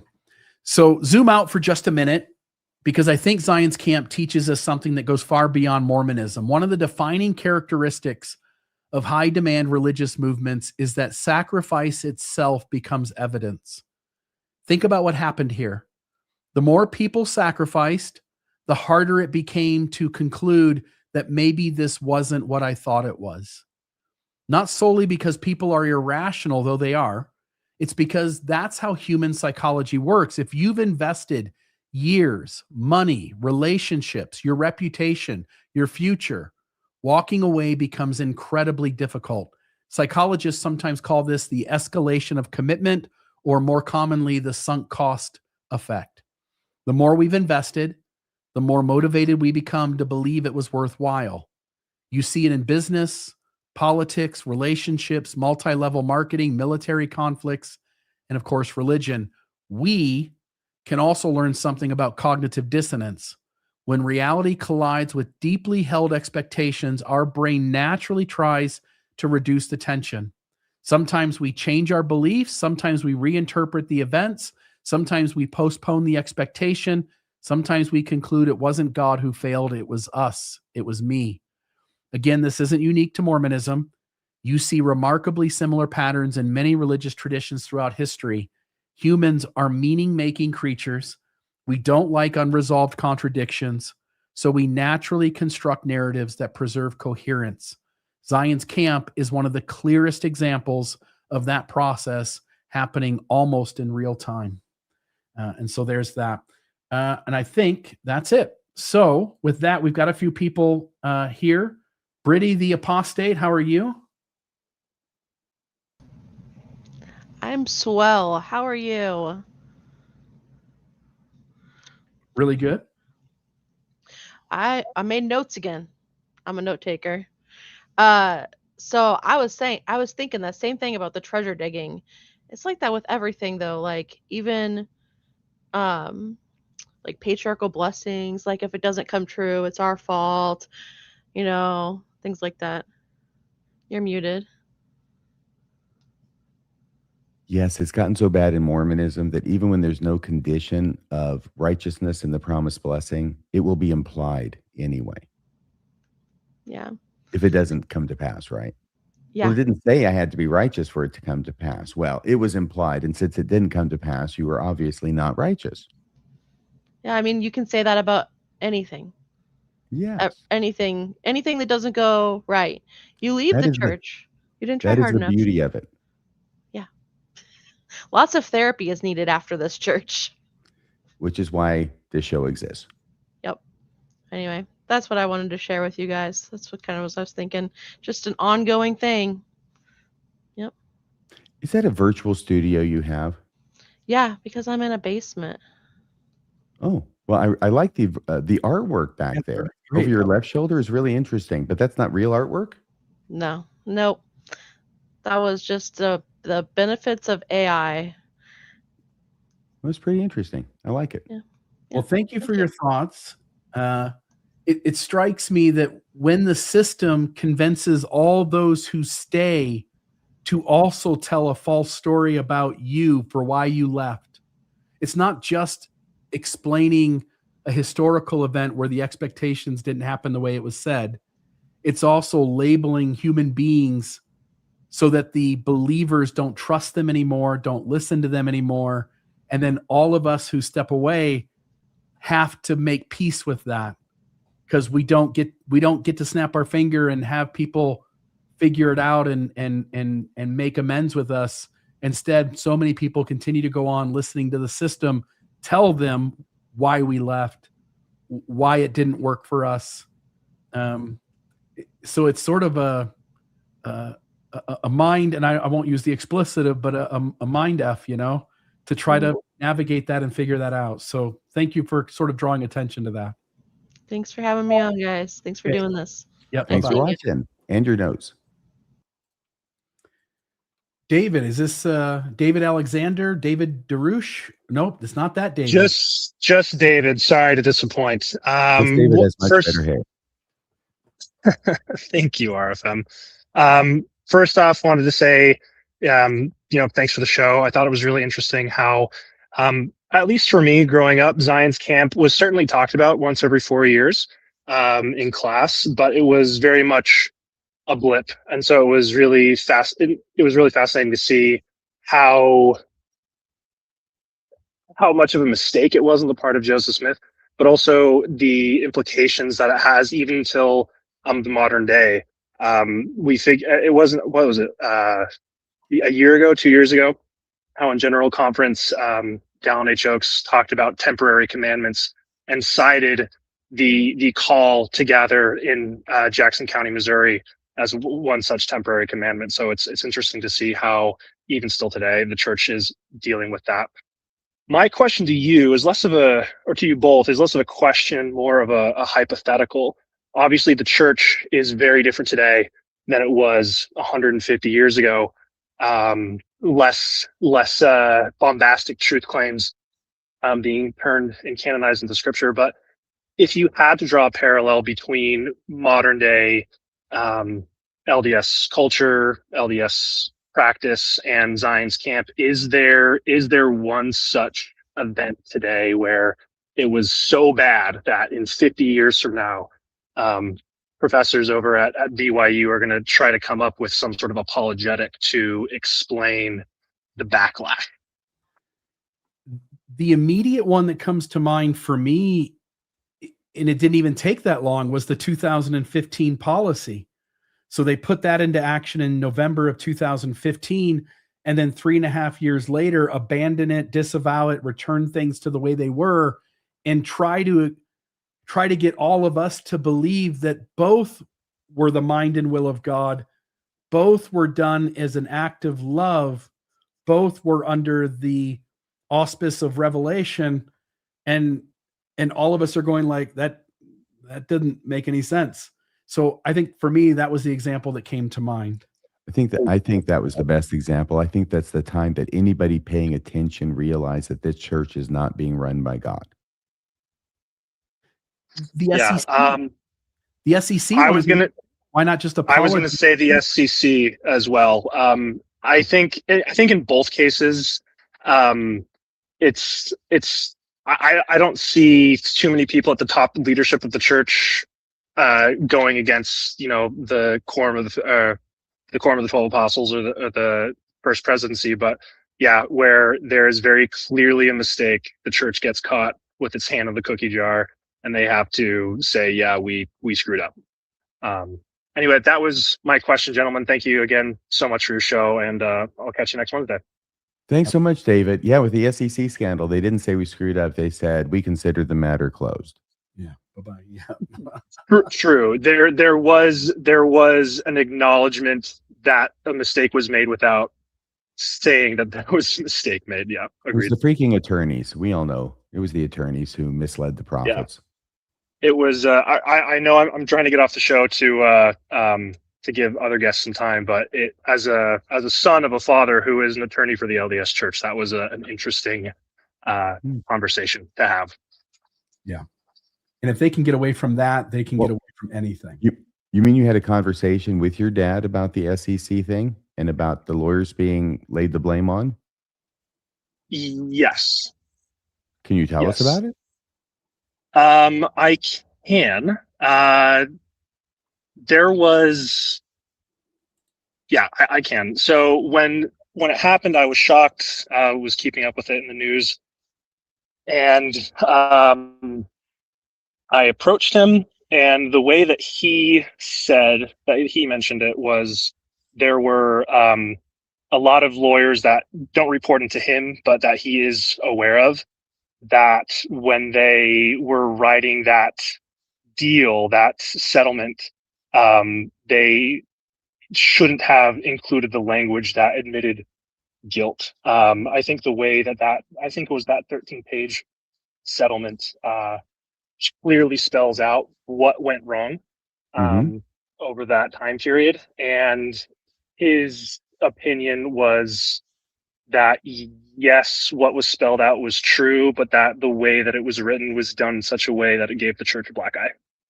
Well, they sued him $1 million freaking dollars for their own personal responsibility in it. And I'm talking about the first presidency and nobody else.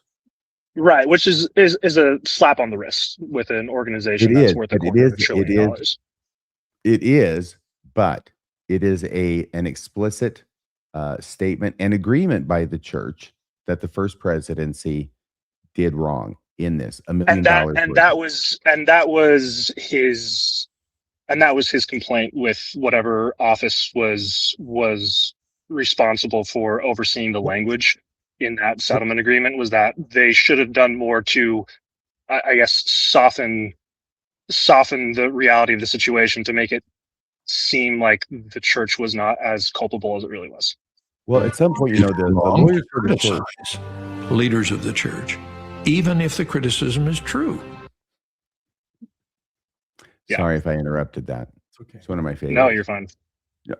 I don't understand why your dad is saying this. With all respect to your dad, he's sounding like the lawyers for the church have all the power in the world. They don't. Okay. That's why there's a negotiation going on, and why it is that if they don't reach an agreement, which apparently the SEC was saying $1 million and you're on the hook for it, the first presidency has to take the fall for this, that they could just change the language unilaterally. If this is a sticking issue, which I think it was, because it took a long time to come down to this, and the church finally acceded to this. So I'm guessing it wasn't easily done. I know it wasn't easily done for them to say the first presidency was involved in the wrongful actions taken. Then, well, okay, if you don't reach a resolution, you can just go to trial and get reamed there, LDS Church, for a lot more, with a lot more publicity and a lot more discovery. So it's not like they just had the freedom to choose, is all I'm saying. Doesn't it? Yeah, go ahead. Doesn't it seem like what your dad is doing is saying that the one conclusion we can never allow is for the brethren to be at fault? 100%. I don't agree with his assessment. It was a sticking point. Our relationship in recent years has not been good. I agree with what both of you guys are saying. And there's only so much you can spin something when you are very clearly in the wrong. Yeah. Well, thank you, David. Thanks for calling. Yeah. Give our best to your Take care. dad. Bye-bye. Okay. Bye-bye. All right. We have a Seymour Johnson. I don't Suddenly want Seymour Johnson, so keep it clean. is Unmute yourself, my friend. Seymour. Seymour, are you there? You're muted. Are you like on the floor looking up at your ceiling fan? All right. I'm going to remove that. Maybe sorry, something Seymour. happened. Call in next week, my friend. Sorry about Maybe he that. had a stroke and he fell down. He's on his floor unconscious. Any last comments from you? I think that was it. That was the last caller, and he had to wait so long he died. He was sitting, I could see the top of his head, but he was muted and didn't hear anything about it. I didn't even see the top of his head. Okay. Well, I hope he's okay. If anybody knows Seymour, please get some help over there. I think this was an exciting show. He said, trying to recover and get to a conclusion at almost 3 hours in. I think it was a great show because this is an important story in Mormonism. It's a colossal disaster. I mean, even historians say it was the second biggest disaster that Joseph Smith ever had. That's incredible. This would be, for most people, for 99.5% of the people who've ever lived, this would be the biggest single disaster they were ever involved in their entire lives. But no, for Joseph Smith, this was only the second biggest disaster of his career of 15 years. So I'd say that's saying something. Back to you, Bill. What do you think about this? What did you learn as you were going through? It's just one more in a long line of failures, right? Like Joseph says that the papyri contain the writings of Abraham written by his own hand. He says the Book of Mormon is an ancient text. He says that this is the Adamic language. He says here's where the treasures are buried, the silver mines are in the ground. And here we have Zion's Camp going along with the Kirtland Safety Society, which we mentioned tonight. There are so many instances where Mormonism is screaming to you, the reader, the viewer, the participant, the believer, that nothing in this religion adds up, and you keep being given afterthought explanations to put it back together, and you just keep taking them, and you keep believing, and you just keep going. And I just think the human brain is a magnificent thing when it comes to believing the desired beliefs in spite of contradictory evidence. And Zion's Camp is one more example of that. This is the danger, and it happens regularly in all sorts of places, in believing a person is a prophet before they prove it to you. Yeah. Shouldn't they prove it to you first? Well, that would make more sense, because if you waited for a person to prove that they were a prophet before you believe they were a prophet, you probably run into a lot fewer of these kinds of problems, these instances where you've got to reconcile the fact that you know this guy is a prophet with the fact he's getting everything wrong. Everything he prophesies in the name of God doesn't come to pass. Yeah, 100%. Folks, please go to MormonismLive.org. We deeply need donations. That's how we operate. That's how we do what we do. Please go to MormonismLive.org. Click the donate button, $5 or $10 a month. Also, we've got the Mormon Cruise coming up. The Post-Mormon Celebration Cruise starts on, I believe, September 13th, ends on September 20th. You can go to MormonDiscussionPodcast.org. And at the very top, you can click post-Mormon cruise, and you can get all the info there. Sign up. Lots of people are going, and we're hoping that you'll go too. So please donate. Check out the cruise. We'll see everybody. You've got Radio Free Mormon will be Mormonism After Dark on Friday at 8 p.m. I'm sure you've got an episode coming out Saturday that usually comes out around 7 p.m. on Saturday. Yeah. Great. And then we've got the newscast on Monday night at 6 p.m. Mountain Time. Two things real quick about Jesus. When I mentioned Jesus in this episode, I want everybody to know I was just referring to him from the historian's perspective, the historical Jesus. I wasn't trying to represent any of my individual beliefs about Jesus. Just talking about what others say about him and how that impacts tonight's episode. Finally, what was the name of the horse that Joseph Smith bought? During Zion's camp, the name of the horse was Mark Antony. Mark Antony was the name of the horse that Joseph Smith bought and rode periodically, at least, during Zion's camp. So if any of you got that out there without Googling it, you get a genuine gold-plated no prize. Don't forget the horse's name, Mark Antony. All right. Maybe he had another name, Cleopatra, but we'll have to wait till next week to find that out. So, folks, thanks for joining Mormonism Live. Sorry we kept you late tonight, everybody. Sorry we kept you late, RFM. Check out all the other shows that we do. Otherwise, we'll see you back here next Wednesday, 6 p.m. Mountain Time for the next episode of Mormonism Live. Bye-bye.